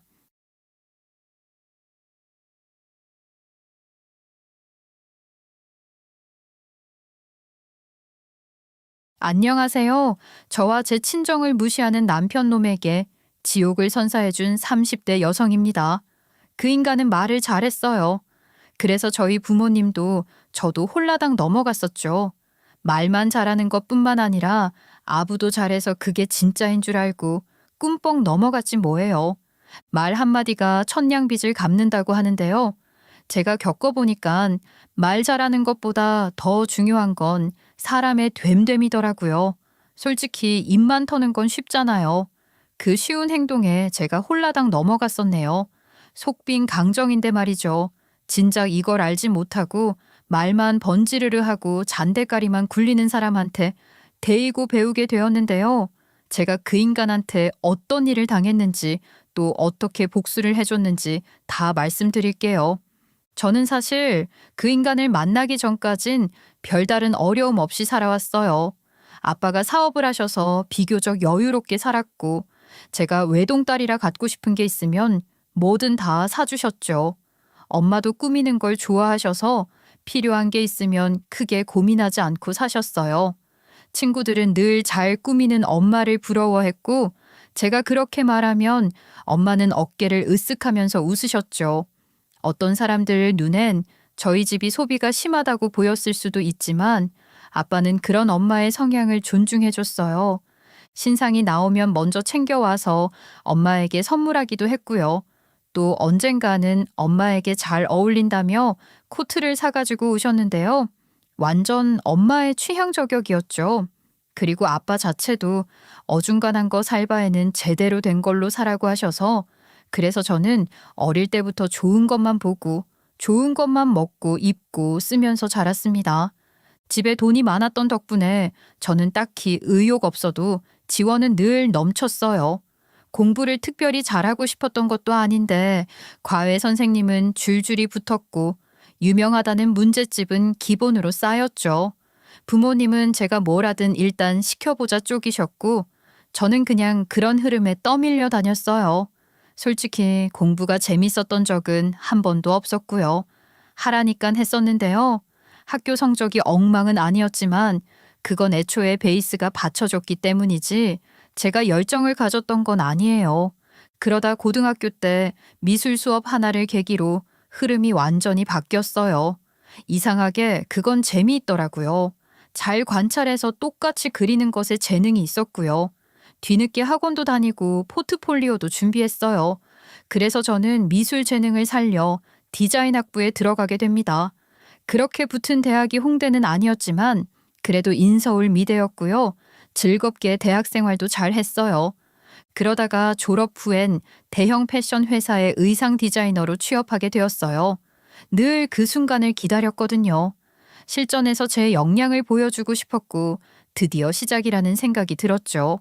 그런데 막상 들어가 보니 제가 하고 싶었던 일은 정말 일부였고 대부분은 전혀 다른 업무였어요. 연차가 꽤 쌓여야 비로소 디자인이란 걸 할 수 있다는 걸 그때 알게 됐죠. 좌절감은 아닌데 좌절감 같은 느낌 아실까요? 한참 회사 일로 정신이 없을 때 전 회사에서 반가운 사람을 만나게 되었습니다. 바로 저랑 같은 대학을 나온 남자 선배인데요. 같은 과는 아니고 동아리 선배였어요. 그런데 이미 이 회사에 취업을 해서 일을 꽤 오랫동안 하고 계셨더라고요. 대학 다닐 때는 별로 친하지 않아서 아는 건 별로 없는 사이였지만 같은 회사를 다니면서 제가 회사 고충과 질문을 많이 하면서 급속도로 친해졌어요. 그러다 어느 순간 연인으로 발전하게 되었어요. 원래 제가 남자친구가 생겨도 부모님께 굳이 보여주는 스타일은 아니에요. 괜히 불편해지고 질문 많아지고 그게 싫어서요. 그런데 어쩌다 한번 예상 못한 타이밍에 그런 일이 생겼어요. 데이트 끝나고 남자친구가 저를 집에 데려다 주는 길이었는데 딱 퇴근하는 아빠랑 마주친 거예요. 아빠는 차에서 내리시자마자 저희 쪽으로 걸어오셨어요. 주미야, 이 녀석, 너 지금 들어가는 거야? 어? 옆에 이 사람은 누구야? 네 남자친구야? 아빠, 이제 들어와? 오늘 퇴근이 늦으시네? 음, 아빠 얼마 전부터 사귀고 있는데 남자친구예요. 자기야, 인사해. 우리 아빠야. 안녕하세요. 처음 뵙겠습니다. 아버님, 제가 너무 주미를 좋아하는 바람에 데이트가 늦어졌습니다. 걱정 끼쳐드려서 죄송합니다. 다음에는 일찍 들어갈 수 있게 잘 조절하겠습니다. 이번만 봐주세요. 아이고, 젊은 친구가 아주 싹싹하네. 그래, 데이트 좋지. 늦을 수도 있긴 한데 너무 늦지는 말아줘. 그럼 이야기 빨리 끝내고 들어와. 아빠는 먼저 들어갈게. 아빠는 저한테 눈을 찡긋하며 들어가셨는데 뭔가 굉장히 기분이 좋아 보이셨어요. 아빠가 들어가고 남자친구랑 이제 인사를 하려고 했어요. 왜인지 우리 아빠가 자기 좀 마음에 들어하는 것 같아. 갑자기 기분이 좋아지시는데? 그런데 남자친구는 제 말보다 엉뚱한 포인트에 꽂히더라고요. 그래? 잘 보이면 좋지. 근데 아버지 차가 정말 좋은 것 같던데 아버지 뭐 하시는지 물어봐도 돼? 나 저렇게 좋은 차 처음 봐. 아, 우리 아빠 사업해. 철강 사업하시는데 좀 회사 몸집이 커. 매년 커지고 있고. 우리 아빠 대단한 분이시긴 해. 우리 아빠 아무 도움 안 받고 자수성가하신 분이시거든. 그래? 와, 정말 대단하시네. 나 이렇게 자수성가하신 분들 정말 존경해. 나도 그렇게 되고 싶거든. 와, 아버지가 그런 분이시구나. 대단하시다. 그날 남자친구의 눈이 정말 초롱초롱했는데요. 뭘 의미하는지는 그땐 잘 몰랐어요. 그냥 자수성가 한 분이라 그런가 싶었어요. 그날 집에 들어가자마자 아빠가 남자친구에 대해 이것저것 물어보셨어요. 어디서 만났냐, 무슨 일 하냐, 몇 살이냐부터 시작해서 대체 왜 이제야 보여주냐고. 엄마도 한마디 거들면서 왜 집에 데려와서 인사를 안 시키냐고 난리였고요. 제가 이럴까봐 안 데려온 거라고 했더니 아빠는 예의 바르고 무엇보다 절 많이 좋아하는 것 같아서 좋다고 하시더라고요. 잘 만나보라면서 꽤 긍정적인 분위기였어요. 제 예상이 맞았던 거죠. 싹싹한 사람 싫어하는 어른들은 없잖아요. 애초에 안 좋게 보는 것보단 훨씬 나으니까 저는 긍정적으로 받아들였어요. 그리고 제가 좋아하는 사람을 부모님이 칭찬해주니 기분은 좋았죠. 그런데 제 남자친구가 한술 더 뜨더라고요. 그해 추석에 집으로 한우 선물 세트가 택배로 온 거예요. 처음엔 누가 보낸 건가 싶었는데 발신인을 보니 남자친구였어요. 제가 왜 이런 걸 보냈냐고 물었더니 오다 가다 인사한 거긴 해도 여자친구 부모님인데 명절에 아무것도 안 하긴 그렇다고 저희 엄마한테 드리래요. 솔직히 좀 당황했어요. 사회인이 되고 처음 연애를 한 게 남자친구가 처음이라 어른들의 연애는 이렇게 하는 건가? 원래 연애가 이렇게까지 확장되는 건지 잘 몰랐거든요. 상대 부모님까지 챙기는 게 당연한 건가 싶기도 했고요. 조금 부담스럽긴 했지만 이미 보내진 곡이었고 부모님께 얘긴 해야 하니까 그냥 말씀드렸어요. 아빠는 그 얘기를 듣고 또 한 번 크게 칭찬하시더라고요. 봐라, 네 남자친구는 장차 큰 인물이 될 거다. 남자가 그렇게 싹싹하기 쉽지 않거든. 그 영업직도 아니잖아. 경영학과 나와서 경영지원부에 있다며. 잘 컸다. 진짜 잘 컸어. 하하, 언제 한번 집에 데리고 와. 아빠가 제대로 한번 보고 싶어. 그래, 나도 좀 보자. 왜 나만 몰라? 집에 데리고 오면 엄마가 밥 맛있게 해줄게. 꼭 데리고 와. 이제 사귄 지 얼마 안 된 사람인데 집까지 데리고 오는 건 좀 그렇지 않아요? 그러면 한번 물어는 볼게요. 제가 선물 잘 받았다고 말하면서 부모님이 고맙다며 언제 집에 한번 오라고 하시는데 괜찮겠냐고 물었어요. 그냥 예의상 물어본 건데 남자친구가 오히려 더 좋다고 달려들더라고요. 표정이 바로 밝아지면서 바로 이번 주 주말 어떠냐고 물었고요. 부모님도 괜찮다고 해서 그렇게 약속을 잡게 되었어요. 그래서 며칠 뒤 남자친구가 저희 집에 인사하러 오게 됐어요. 엄마는 유기농 식탁 한가득 맛있는 음식을 준비해 주셨고요. 저희 아빠 엄마는 무슨 사위를 맞는 듯하며 때론 어려워하고 때론 아들처럼 대하며 그렇게 그날같이 밥을 맛있게 먹고 많은 이야기를 나누었어요. 아빠가 기분이 좋으신지 아껴둔 술도 꺼내셨고요. 남자친구가 집에 가려고 할 때 저랑 데이트 때 쓰라며 용돈까지 주셨어요. 시간이 좀 지나니까 아빠는 아예 남자친구한테 다녀오라며 좋은 레스토랑까지 예약해 주시더라고요. 아빠가 평소엔 그렇게까지 저를 챙기는 스타일이 아니거든요. 그런데 제 남자친구랑 관련된 거라면 이렇게 자상한 면을 보이시더라고요. 또 아빠 쪽으로 들어오는 선물 중에 남성용 옷이나 양말, 그런 남성용품이 생기면 다 제 남자친구 주라며 저에게 줬어요. 남자친구는 받고 너무 기뻐해서 또 답례를 했고요. 이런 일이 한두 번이 아니었죠. 가만히 보다 보니 점점 이상한 기분이 들더라고요. 분위기만 보면 제가 남자친구를 데리고 온 게 아니라 부모님이 저를 통해 괜찮은 사람 하나 소개받은 느낌이었어요. 어느 순간부터는 저보다 부모님이 남자친구를 더 좋아하는 것 같고 남자친구도 저보다 제 부모님과 더 잘 맞는 것 같다는 생각이 들더라고요. 그래도 한 가지 확실한 건 부모님이 좋아하는 사람을 만나니까 의외로 관계가 편해지더라고요.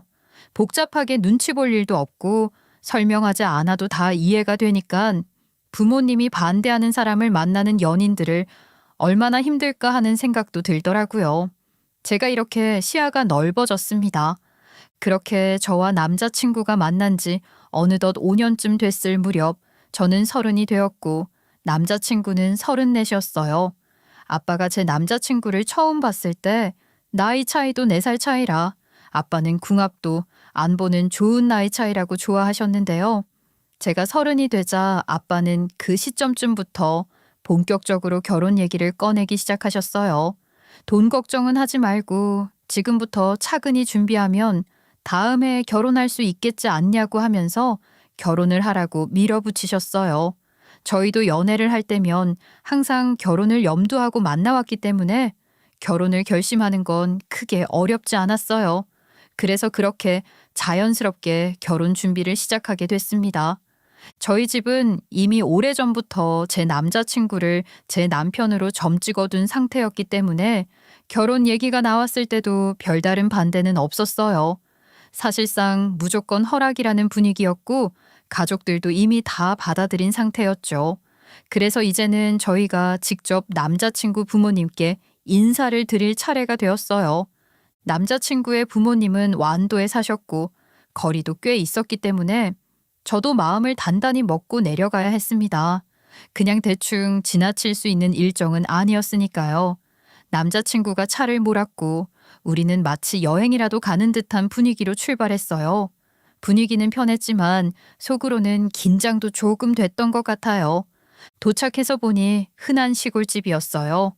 집 앞에 차를 세우고 마당을 지나 안으로 들어갔는데 분명 인기척은 있었지만 누가 나와 반겨주는 일은 없었어요.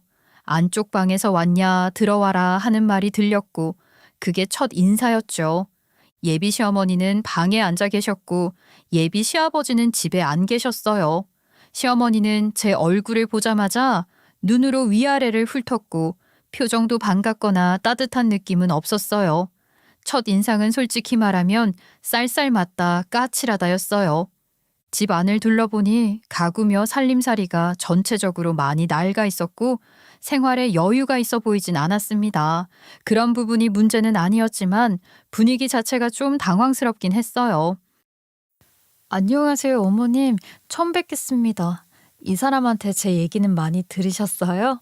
저희 결혼하고 싶어서 왔어요. 그래, 얘기는 많이 들었다. 그래, 결혼해. 근데 나는 남편도 없고 돈도 없어. 너네 결혼할 때 10원 한 장 도와줄 수 없다. 그거는 너네가 알아서 해. 네, 어머님. 허락해 주셔서 감사합니다. 그리고 걱정하지 않으셔도 돼요. 다행히 저희 아버지가 많이 도와주신다고 하셨고 저희도 준비해 둔 게 있어서 충분히 가능합니다. 그래? 그러면 그건 너네가 알아서 하고. 그리고 결혼했다고 해서 우리 집에 찾아오거나 안부 전화 같은 거 하지 않아도 된다. 나 그런 거 딱 질색이니까. 그러세요? 그런 생각이시군요. 네, 알겠습니다, 어머님. 말씀 따를게요. 처음 인사를 드리는 자리에서 시작부터 돈 얘기부터 나와서 솔직히 좀 당황스러웠어요. 결혼하라는 말이 허락이라기보단 인수인계를 하듯 떠넘기는 느낌이었고요. 그리고 결혼해도 집에 오지 말고 연락도 하지 말라는 말에도 정말 놀라서 어떻게 반응해야 할지 모르겠더라고요. 전반적으로 호의적인 분위기는 아니었어요. 사람을 반기는 느낌은 거의 없었고 그냥 의무적인 대화만 오간 느낌이랄까요. 그래도 다행인 건 시어머니께서 식사를 차려주셨다는 점이었어요. 그렇게 매정하고 무정해 보이는데 어떻게 밥 차려주실 생각은 하셨는지 그래도 그나마 예의는 차리셨다는 생각이었습니다. 그런데 정말 이해가 안 갔던 건요.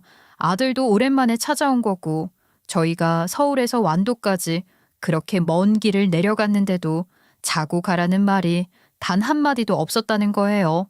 그 먼 거리를 하루에 왕복하려면 힘들다는 건 누구나 아는 일인데 그런 배려는 전혀 없었어요.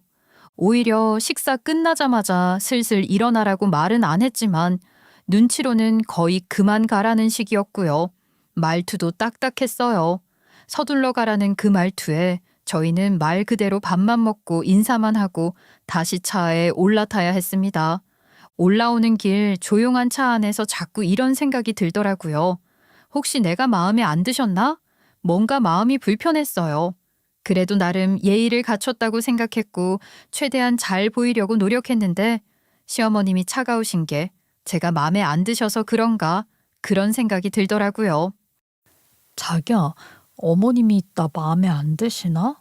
뭔가 호의적이지 않으셔. 나는 그래도 잘 보이고 싶었는데 말이야. 에이, 아니야. 그런 거 아니야. 그리고 그런 건 중요한 문제도 아니야.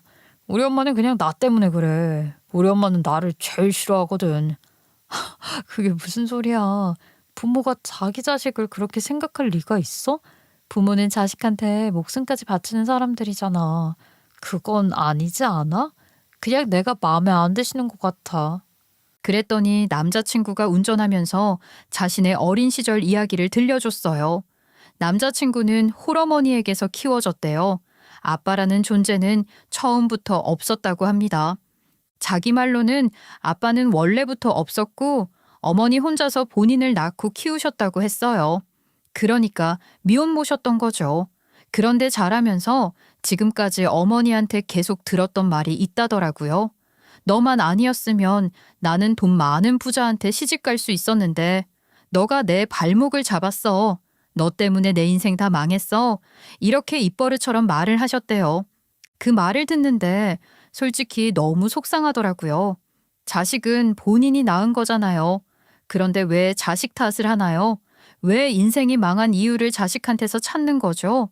발목을 잡았다는 말이 입에 붙어 있었다니 그 말을 몇 번이고 반복해서 들었다는 남자친구 얘기에 제가 다 눈물이 나올 것 같더라고요.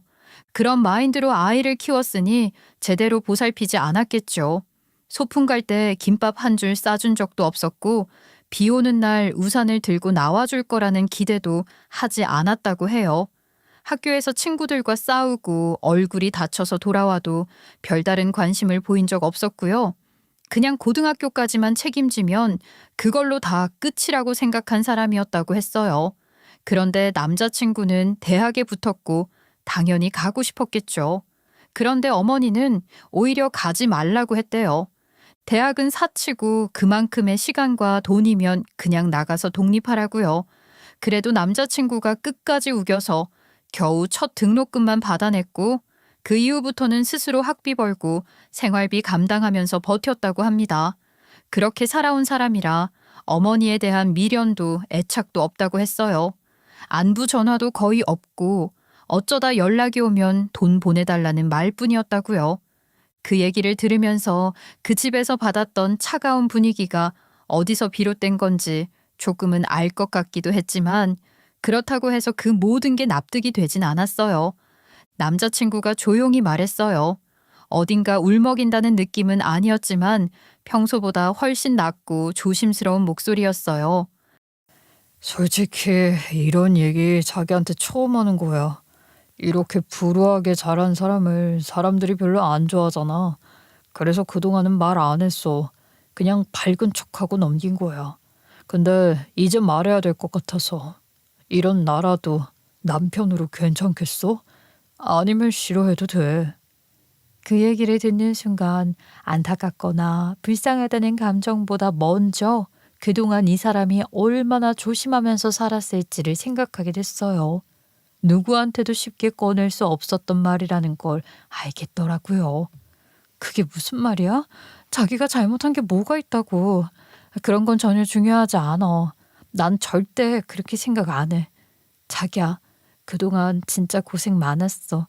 내가 앞으로 사랑 많이 줄게. 그동안 못 받은 거 내가 채워줄게. 행복하게 해줄게. 남친은 고개를 끄덕이더니 다시 말했어요. 그리고 결혼해서 전화도 하지 말고 찾아오지도 말라는 우리 엄마 말. 그거 진짜야. 나 결혼하고 엄마랑 연 끊을 거야. 진심이야. 그러니까 우리 엄마 너무 의식하지 마. 신경 쓸 필요 없어. 알겠지? 그 말을 듣고 나니까 뭐랄까 시어머니와의 관계에 대해 미련을 둘 필요가 없겠다는 생각이 들었어요. 어차피 그렇게까지 차갑게 구는 사람이라면 결혼하고 나서도 계속 보고 지낼 일은 없겠구나 싶었고요. 그 순간엔 남자친구만 제 편이면 된다고 믿었어요. 주변이 아니라 이 사람만 내 편이면 괜찮겠다고 생각했고 그래서 아무 망설임 없이 결혼 준비를 계속 진행했어요. 그런데 정말 예상하지 못했던 일이 생겼어요. 결혼 준비가 한창이던 시기에 아빠 회사가 흔들리기 시작한 거예요. 사실 알고 보니 그전부터 회사 사정이 좋지 않았던 거였더라고요. 부모님은 괜히 저 걱정할까봐 말을 안 하고 계셨던 거고요. 아빠는 계속 상황을 회복시켜 보려고 했지만 매출은 줄고 채무는 쌓이고 결국엔 직원들이 사비를 끌어다 쓸 정도로 운영이 막혀 있었대요. 특히 문제가 된 건 중국 쪽 거래처였어요.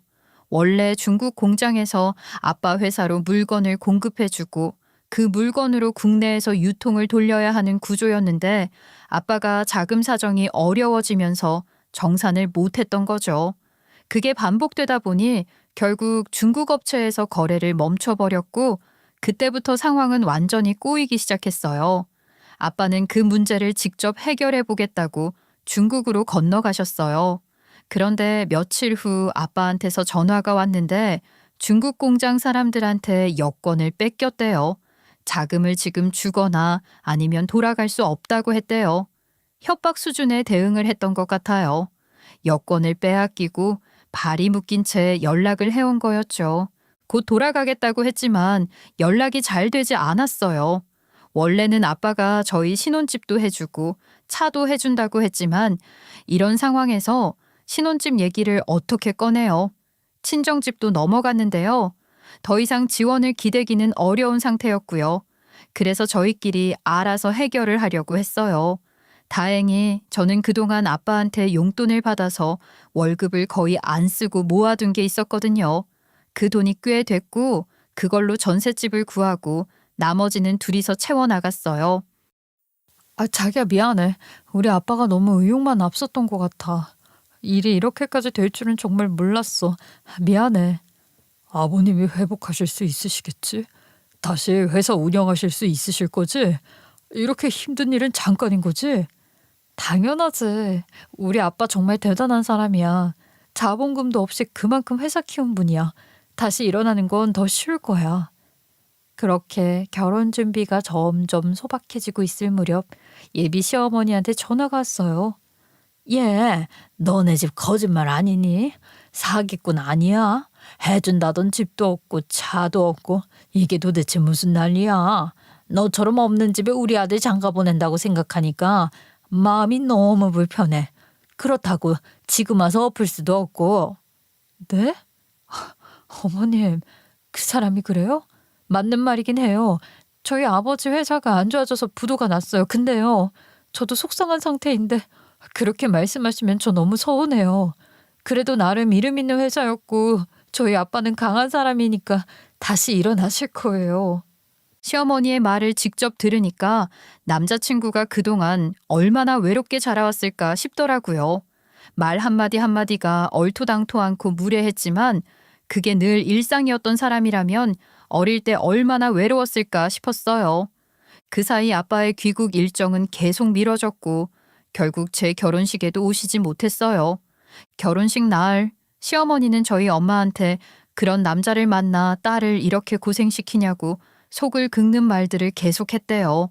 엄마는 그 자리에선 꾹 참았다고 했지만 그게 속으로 얼마나 쌓였을지는 말 안 해도 알겠더라고요. 결혼식이 끝난 뒤엔 엄마도 결국 중국으로 건너갔어요. 처음엔 아빠를 데리고 오려고 간 거였는데 나중엔 엄마까지 아빠 일이랑 얽혀서 중국에서 일을 하게 됐어요. 그렇게 두 분 다 돌아오지 않았고 그렇게 시간이 흘러 어느덧 7년이 지났습니다. 7년이라는 시간 동안 많은 게 바뀌었어요. 결혼하고 2년쯤 지났을 무렵 시어머니가 갑자기 재혼을 하셨어요. 그 나이에 새 출발이라니 의외였지만 언제나 돈 많은 좋은 남자와 재혼을 하고 싶어 했었잖아요. 그런데 환갑이 넘은 그 나이까지 그런 마음이 들 줄을 몰랐어요. 새 시아버지는 원래 부인과 사별했다고 하는데 전 부인이 자궁 쪽에 문제가 있어서 애는 없었대요. 그런데 저희 시어머님을 만나고 새로운 부인뿐만 아니라 아들과 며느리까지 생겨서 좋다고 직접 말하시더라고요. 그 쌀쌀맞던 시어머님은 재혼을 하시더니 사람이 딴 사람으로 변했어요. 갑자기 아들을 애지중지하는 사람으로 바뀌더라고요. 새 시아버지가 자식을 그렇게 갖고 싶었는데 그래서 좋은 엄마인 척 코스프레를 하는 것 같았지만 나쁘지 않았어요. 저희한테 해가 되는 건 없었거든요. 시어머니와 새 시아버지는 한정식당에서 드레스 입고 결혼식도 올렸고요. 새 시아버님이 새로운 집을 얻어서 어머님은 원래 살고 있던 집을 팔고 아버님 집으로 들어갔어요. 새로 생긴 깔끔한 아파트형 오피스텔이었어요. 두 분 살기 좋은 20평대였고요. 두 분이 일본으로 신혼여행도 다녀오셨어요. 경비는 모두 새 시아버지가 되셨고요. 새 시아버지는 재무설계사였어요. 오랫동안 일을 해오셔서 재산이 많으셨던 것 같아요. 말씀도 정말 잘하시고 사람을 정말 잘 챙기셨는데요. 두 분이 재혼을 하셨을 때쯤 제가 임신 중이었어요. 우리에게 정말 잘해주셨어요. 임산부라 잘 먹어야 한다고 좋은 먹거리 발견하시면 사서 택배로 보내주시기도 했고요. 태교 여행도 같이 갔어요. 경비도 모두 다 내주셨고요. 정말 좋으신 분이셨어요. 애 낳을 때는 돈도 주시고 미역이랑 고기도 좋은 걸 사서 가져오셨고요. 그 먼 거리를 와주신 것만으로도 감사한데 두 손 무겁게 들고 오신 게 너무 감사하더라고요. 그래서 저랑 제 남편도 그렇게 받으면 한 번씩 크게 보답을 했어요. 예를 들어 시아버님 차를 팔고 새 차로 바꿀 때 저희가 차액을 지불한다거나 아버님한테 저희 아이 태아보험을 들었고요. 원래 가지고 있던 보험도 다 해약하고 아버님이 관리하시는 회사로 다 바꿨습니다. 게다가 시아버님이 재무설계사여서 앞으로 돈을 어떻게 모아야 하는지에 대한 설명도 많이 들었는데요. 들어보니까 제일 좋은 게 보험이더라고요. 세금이나 상속에 유리해서요. 그래서 시아버님께 연금보험도 들고 월 20만 원짜리 종신 계약도 했습니다. 다 시아버님 실적에 들어가라고 저희도 나름 배려를 한 거예요. 그런 저희 마음을 또 캐치를 하시고 저희로 인해 받는 수당을 또 저희한테 퍼주시고요. 그럼 저희는 또 시아버님께 잘하려고 고민하고 그렇게 계속 서로 잘 해주려는 게 반복이었어요. 그러다가 하루는 시아버님이 저희 보고 내려오라고 하더라고요. 그래서 저희는 무슨 일이 있구나 생각하고 아이와 함께 만발의 준비를 하고 내려갔어요. 오늘은 너한테 줄 게 있어서 불렀다. 자, 이 돈 받아. 500만 원이야. 너희들 애도 태어났는데 쏘라. 네? 아니, 아버님 이렇게 큰 돈을요? 아니, 이게 무슨 돈이에요? 저희가 받아도 되는 거예요? 어머님, 아버님 쓰시죠.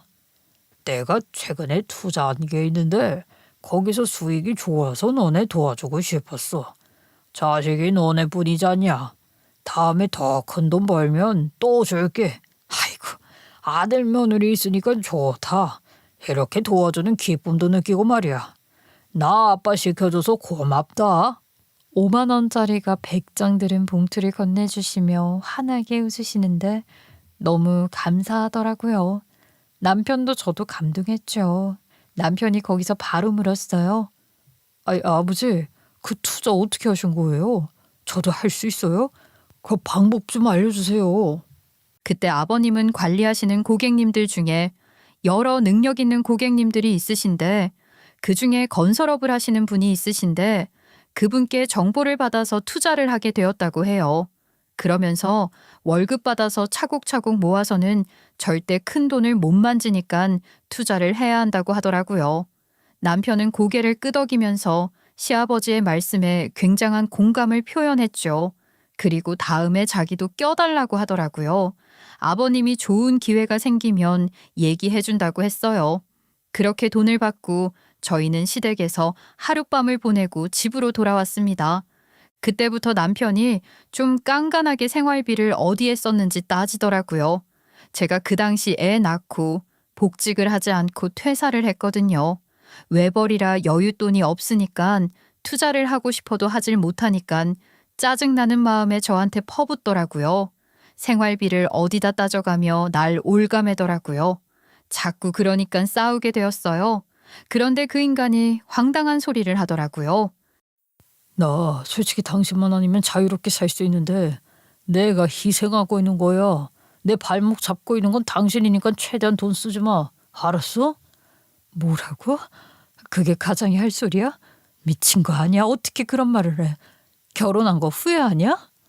당연하지. 결혼할 때 집 사준다, 뭐 차 사준다 그런 말 했다가 다 엎어지고 겨우 전셋집에 살고 있는데 거기다 당신 이제 일도 안 하는데 애도 낳아서 숟가락 하나 더 늘었는데 내가 후회 안 하겠냐? 아, 나처럼 불쌍한 사람이 어디냐? 이 인간이 자기 엄마한테 들었다던 말을 똑같이 저한테 하더라고요. 어이가 없었죠. 그날 남편한테 정이 뚝 떨어졌어요. 그래서 저도 이제 제 뒷배부터 챙겨야겠다고 생각했어요.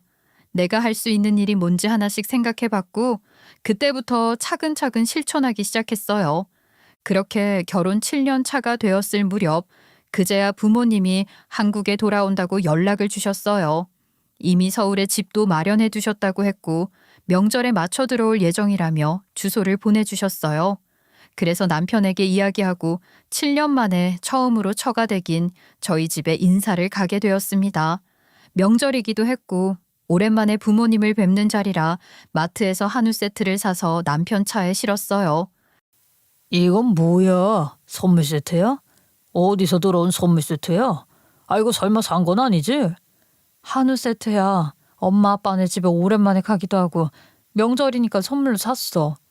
뭐? 아, 너 지금 나 무시하냐? 돈이 남아돌아. 내가 그 쓸데없는 데 돈 쓰지 말랬지. 솔직히 말해서 당신네 집에 1원도 쓰기 싫어. 그럴 거면 우리 집에 쓰지. 아우, 됐어. 그럼 거기는 내일 가고 이왕 샀으니까 우리 집부터 가서 드릴 거야. 가는 내내 군소리 하지 마. 나 엄청 화났으니까. 제 의견은 듣지도 않고 차를 바로 시댁 쪽으로 돌렸어요. 그렇게 시어머니께 한우 세트를 드렸고 그날은 시댁에서 하룻밤 자고 가게 됐습니다. 다음 날 친정집에 갈 때는 주스 세트를 들고 갔어요. 엄마 아빠는 그동안 연락이 뜸해서 미안하다고 하셨고 이제 모든 일이 마무리됐다고 하셨어요. 앞으로는 당신들 삶을 온전히 살 수 있게 됐다고 하시는데 그 말을 듣고 남편이 예전처럼 다시 사업하실 건지 물었어요. 아빠는 그건 아니지만 이제 연기되었으니 뭐든 할 수 있다고 했어요. 그 말을 들은 남편은 조용히 비웃었고 밥만 먹고 집에 가자고 해서 왔습니다. 그리고 저한테는 앞으로 친정에 갈 땐 허락받고 가라고 했어요. 자기 돈은 함부로 쓰지 말라는 말도 했고요. 너무 어이가 없어서 그냥 아무 말도 안 했어요. 제가 돈을 막 쓰고 살았으면 억울하지도 않아요. 생활비로 마트에서 장 보고 애 분유 사고 기저귀 사고 그러면서 아끼며 살고 있는데 이러니깐 열받더라고요. 지가 돈을 버니깐 다 지 돈인 줄 아나 봐요. 어떻게 복수해줄까 싶은 생각만 들더라고요. 그런데 일이 터졌습니다. 명절이 지나고 딱 한 달 뒤였어요. 시모가 다급하게 전화가 왔어요. 예미야, 일을 어쩌냐? 네 아버님이 사라졌어. 그런데 일이 이상하게 꼬이고 있어. 네? 그게 무슨 말이에요? 아버님이 없어지다뇨. 그리고 일이 꼬이는 건 뭐예요, 어머님? 들어보니까 시어머님이 고소를 당했대요. 이유는 사기죄로요. 아니, 네 시아버지가 새로운 사업을 하고 싶다고 하는데 시아버지는 직장인으로 기속되어 있어서 회사 대표로 하면 안 된다더라. 그래서 내가 내 명의로 사장 명의하겠다고 해서 명의를 줬지. 근데 그게 다 사기였던 거야. 사람들한테 투자금 다 받고 사라진 거야. 아유, 나는 그 일에 대해서 하나도 모르는데 나를 사기꾼으로 고소를 했지 뭐냐. 일을 어쩌냐. 시어머니 전화 받고 알아보니까 시아버지가 만들어 놓은 빚이 몇십억 대이고요. 남편도 사실 거기에 5천만 원을 대출을 받아서 집어 넣었다고 하더라고요. 남편도 어머님 전화를 받고 나서 바로 집에 와서 저한테 도와달라고 하더라고요. 일을 어떡하지? 여보, 이거 어떻게 해야 해? 아는 변호사 있어? 아, 어떻게 해야 하냐? 당신이 집에 있어서 시간 많으니까 좀 도와줘라. 그걸 왜 나한테 물어? 그리고 내가 왜 당신을 도와? 난 당신하고 이혼할 거라 싫은데? 뭐? 나랑 이혼할 거라고? 야, 불난 집에 부채질하지 말고 시키는 대로 좀 움직여. 당신이 뭐가 있다고 나랑 이혼을 해? 무슨 소로? 지 밥 사 먹을 돈도 없으면서. 아, 그래? 당신 모르는구나. 나 능력 있어. 당신보다 훨씬 더. 내 걱정은 하지 말고 이혼 준비도 신경 써. 계속 무슨 능력이 있냐고 묻길래 저는 그동안 제가 뭘 준비해 왔는지 다 말을 했습니다. 결혼 7년 중 저는 3년 차까지 회사를 다녔어요. 임신을 했을 때도 회사를 다녔었는데요. 한 푼이라도 더 벌기 위해 야근도 했었고요. 주말 근무도 마다하지 않았죠. 그러다 3년 차에 아이를 낳았고요. 그 이후엔 전업주부로 지냈지만 출산 휴가와 육아 휴직을 써서 약 1년 정도는 월급이 일부 나왔어요. 그래서 완전히 돈을 안 번 건 아니고 실제로 아무런 소득이 없었던 기간은 3년 정도입니다. 그 3년 동안 저는 생활비를 감시당했었잖아요.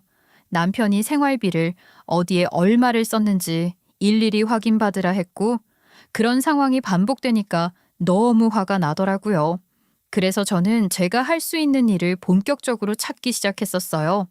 그때 떠오른 게 웹툰이었어요. 제가 미술 전공을 했잖아요. 특기를 활용해서 자본금 없이 바로 시작할 수 있는 일이 웹툰이더라고요.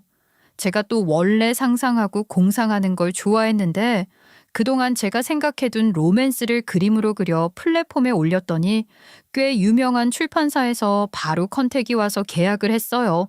계약금도 받았고 인쇄도 받고 유료 연재를 하면서 출간까지 이어졌는데요.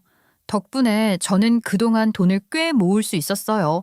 제가 따로 돈을 버는 걸 남편한테 알리진 않았어요. 그 인간 성격에 분명 생활비를 안 주거나 제가 벌어놓은 돈을 가져오라고 했을 게 뻔하거든요. 실제로 제가 퇴직하면서 받은 퇴직금도 결국 시댁에 이것저것 해주느라 다 써버렸고요. 저도 나름 열심히 살았는데 제 주머니에 남는 게 하나도 없더라고요. 누구보다 성실하게 살았는데도요. 물론 다들 비슷하겠지만 보통은 그렇게 헌신하면 고마워하고 서로 화목하게 지내려고 노력하잖아요. 그런데 저희 집은 전혀 그렇지 않았어요. 남편은 늘 돈에 예민했고 자기한테 이득이 되느냐만 생각했죠. 그런 사람한테 제가 돈을 번다고 굳이 말하고 싶지 않더라고요. 얘기해봤자 당연하다는 듯이 가져가려고 할 게 뻔하니까요. 그런데 제가 돈을 벌어보니까요. 문득 그런 생각이 들더라고요. 대체 왜 내가 저 인간 눈치를 보고 살아야 하지? 나를 무시하고 아이를 귀찮아하고 저희 부모님까지 대놓고 못마땅해 하는 사람을 내가 왜 남편이라고 끌어안고 있어야 하지? 예전엔 경제력이 없으니 참고 살았던 것 같아요. 그런데 이제는 내가 번 돈으로도 충분히 살 수 있고 오히려 남편보다 제가 더 벌고 있으니 그 사람이 점점 더 필요 없게 느껴졌어요. 돈 번다고 유세 떠는 그 꼴도 보기 싫고 매사에 지 멋대로 구는 태도도 더는 참을 수 없었어요. 그때부터 천천히 이 사람과 헤어질 생각을 했었던 것 같아요. 그리고 심지어 시어머니도 저희 집 망했을 때 엄청나게 비웃었잖아요. 그런 집안을 왜 도와줘요? 저뿐만 아니라 저희 부모님을 그렇게 무시하고 깔보던 사람이잖아요. 자기는 얼마나 대단한 사람이라 생각한 건진 몰라도 저희 부모님이 100배, 1000배 더 위대하신 것 같은데 그런 말 해서 저는 정말 화가 났었어요. 그때부터 기분이 안 좋았었는데 그래도 잘 지내보려고 노력했던 겁니다. 그런데 남편도 그래요. 제가 100번 양보해서 돈을 아끼려는 생각에 생활비 내역을 확인해 봤다고 쳐요. 그런데요. 저랑 상의도 없이 5천만 원이나 대출을 받아서 시댁에 줬다는 건 정말 이해할 수가 없더라고요. 저는 정말 그 얘기 듣고 이젠 끝까지 가는구나 하는 생각이 들었어요. 아무리 자기 부모라지만 부부 사이에 이렇게 중요한 걸 혼자 결정하고 넘어간다는 게 말이 되나요? 저는 도저히 이해가 안 됐어요. 이게 정상적인 부부 사이인가요? 전 아니라고 생각해요. 자기 혼자 5천만 원 대출 받아놓고 같이 해결을 하자니요. 전 그 대출에 대한 책임이 없잖아요. 그래서 이참에 이혼을 하자고 한 거였어요. 나 이제 웹툰 작가야. 돈도 많이 벌고 잘 나간다고. 당신이 주는 쥐꼬리만한 생활비 없어도 우리 애기랑 잘 살 수 있는데 내가 왜 당신이 하는 비난과 무시를 받으면서 살아야 해? 이제 헤어지자. 뭐라고? 돈을 벌고 있었다고? 아, 그걸 왜 진작 말을 안 해서 한 푼이 아쉬운 상황인데. 왜? 내 돈 가져다가 시부모님께 퍼주게? 내가 왜 그래야 하는데? 아이 그거야. 그때는 아버지가 잘해줬으니까 그러지. 일이 이렇게 될 줄 몰랐지만 말이야. 너 돈 버는 거 숨긴 거 그거 사기야. 알아? 그래, 알았어. 그건 나중에 법정에서 가려보고 나가. 알지? 이 집 내 집인 거? 내가 내 돈으로 전세 계약한 거잖아. 명의도 나로 되어 있고 주제도 모르고 날 무시하고 우리 엄마 아빠를 하대. 나가서 너네 엄마한테나 가. 그리고 저는 남편 짐을 몽땅 내던지며 집 밖으로 쫓아냈습니다. 그 인간이 자기 엄마한테 저희 이야기를 했는지 다음날 시어머니가 또 전화가 오더라고요. 얘, 너 미친 거 아니냐? 감히 서방을 내쫓아? 너 사람 힘들 때 내치면 인간 쓰레기 인증하는 거야. 이 쓰레기 같은 년아. 우리 아들 빨리 다시 들여보내. 쓰레기요? 어머님, 언행에 좀 신경 좀 쓰세요. 며느리한테 쓰레기가 뭐예요?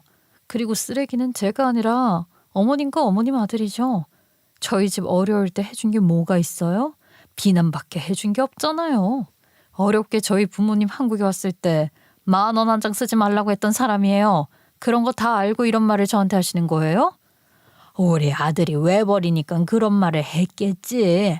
외벌이는 돈이 부족하니까 그런 거지. 돈이 남아들면 그런 말을 하겠니? 넌 그런 것도 이해 못하니? 아니요.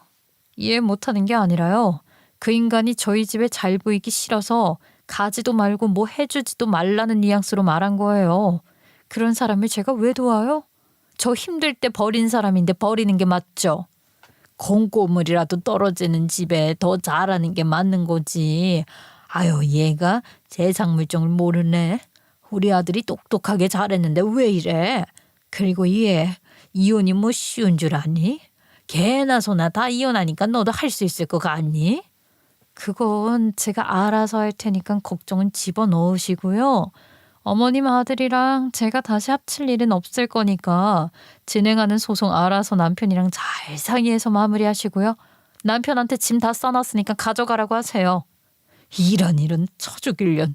내가 가만히 있을 것 같아? 니년이 우리 아들 힘들게 했다고 내가 다 증언해 줄 거야. 아이고 그러세요. 판사가 멍청이도 아니고 지어낸 말을 못 알아듣진 않을 테니까요. 그런 건 알아서 하시고요. 이만 끊겠습니다. 시어머니와의 통화를 끊고 나니까 심장이 쿵쿵 뛰더라고요. 너무 화가 나서 손이 덜덜 떨렸지만 한편으론 이상하게 후련했어요. 그동안 많이도 참았구나 싶었거든요. 이제는 정말 나를 위해, 저희 아이를 위해 이 관계를 끝내야겠다고 다시 다짐했습니다. 그날 바로 변호사 사무실에 상담 예약을 했어요.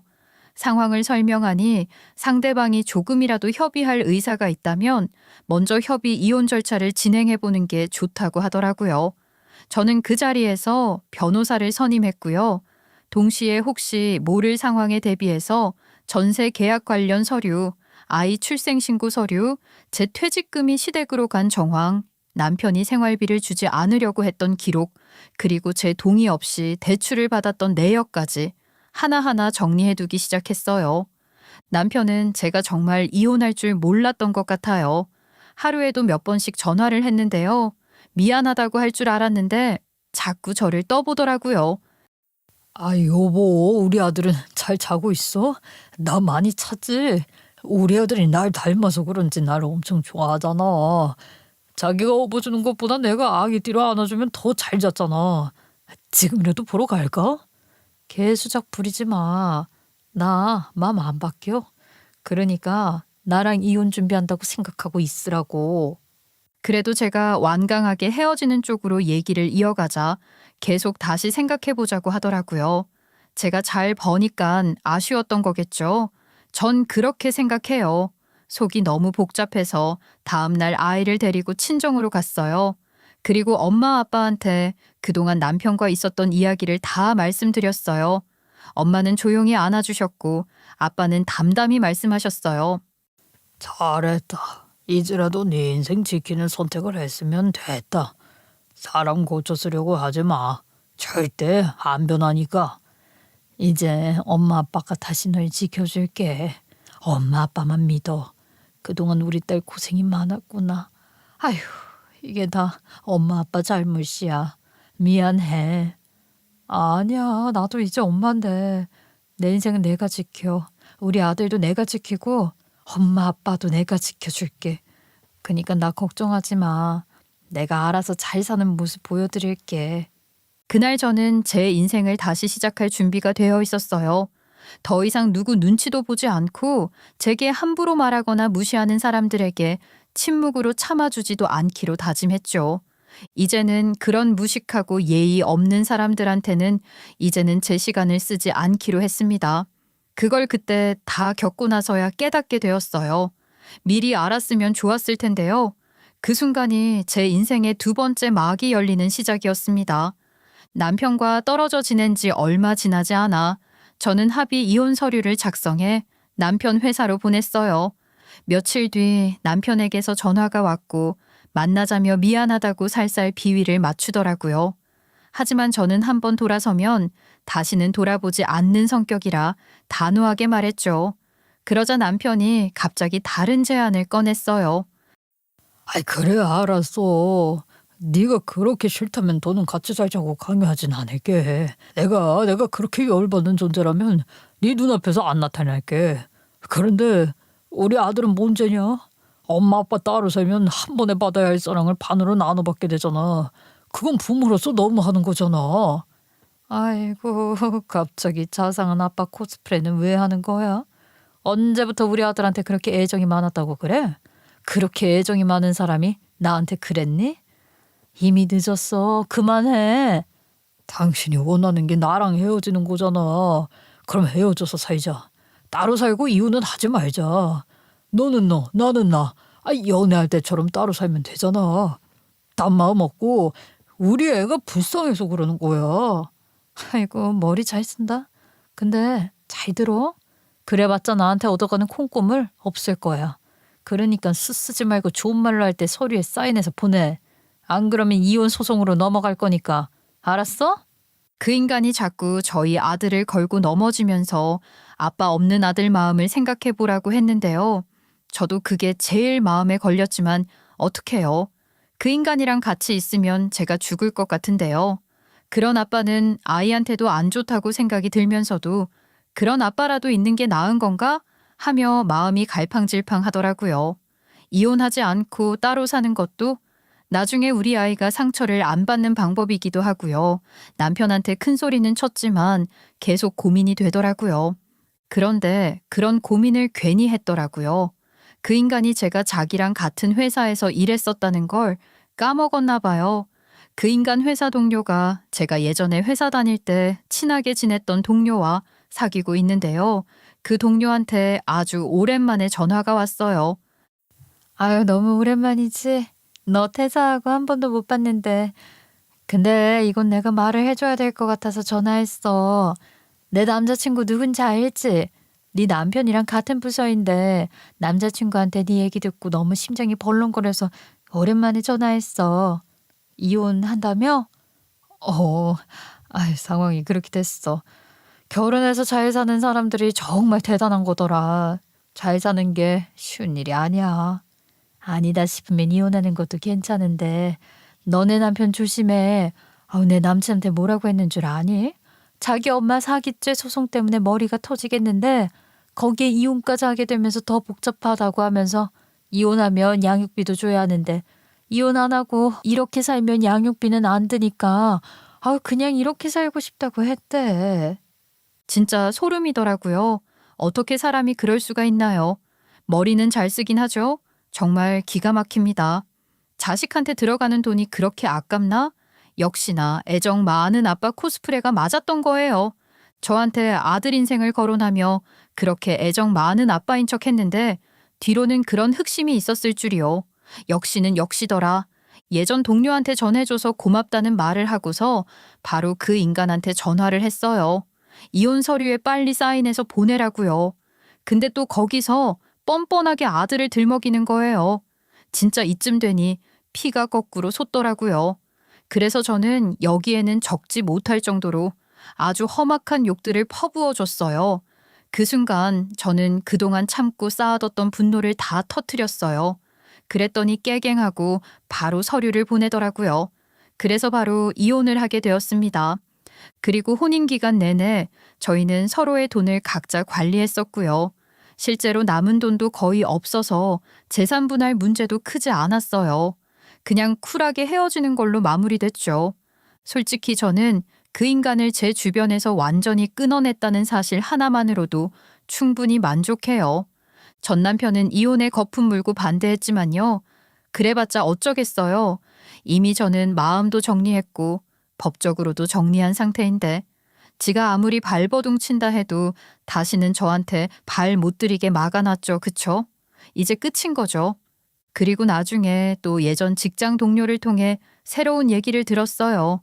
알고 보니 예전 시어머니 사건은 결국 시어머니가 자신도 속았다고 정황을 잘 어필해서 법적으로는 무혐의 처분을 받았대요. 그런데 진짜 문제는 그게 아니었어요. 그 당시에 재혼을 했다고 했지만 혼인신고는 안 했던 상황이었더라고요. 그런데 개인정보는 다 넘겼던 거예요. 그걸 이용해서 금융사기에 능했던 예전 시아버지가 시어머니 명의는 물론이고 전 남편 명의까지 활용해서 대출을 수억 원 단위로 받아냈다고 하더라고요. 그 대출을 또 다른 대출로 돌려막고 다시 돌려막고 정말 끝도 없이 이어졌던 거죠. 예전 시아버지가 금융 쪽에서 오래 일해왔으니 그쪽 네트워크를 이용해서 관련자들과 짜고 저지른 일이었대요. 듣고 나니까 소름이 끼치더라고요. 관련자들은 결국 다 처벌을 받았어요. 그런데 예전 시아버지는 아직까지도 소재가 확인되지 않고 있어요. 저도 혹시 제 명의로 무슨 대출이라도 받아놨을까봐 걱정돼서 전 금융권 조회를 다 해봤는데요. 다행히 제 명의로 된 건 하나도 없더라고요. 지금 예전 시어머니와 전 남편은 그 대출 건으로 소송을 했고요. 아직도 현재 진행형이에요. 머리 꽤나 아플 겁니다. 제가 신경 쓸 일은 아니지만요. 그리고 저희 아빠는 결국 다시 일어나셨어요. 이제는 예전처럼 큰일을 하시기는 어렵지만 엄마가 원래 공인중개사 자격증이 있으셨거든요. 그래서 두 분이 함께 작은 부동산을 차리셨어요. 그때 제가 약간의 자금을 보탰어요. 그동안 부모님이 저를 지켜줬으니 이번엔 제가 부모님 인생 2막을 지켜드리고 싶었거든요. 지금은 엄마, 아빠, 저, 그리고 저희 아들, 이렇게 네 식구가 오순도순 함께 살고 있어요. 제 삶은 이제야 비로소 제 자리로 돌아온 것 같아요.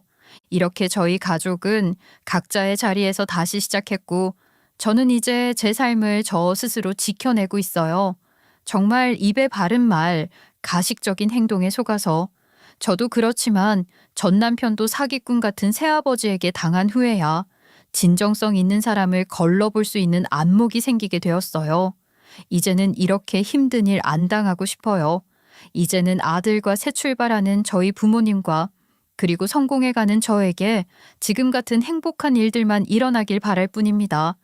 여러분도 입 바른 말에 넘어가지 마시고 가식적인 행동을 걸러볼 수 있으시길 바라겠습니다.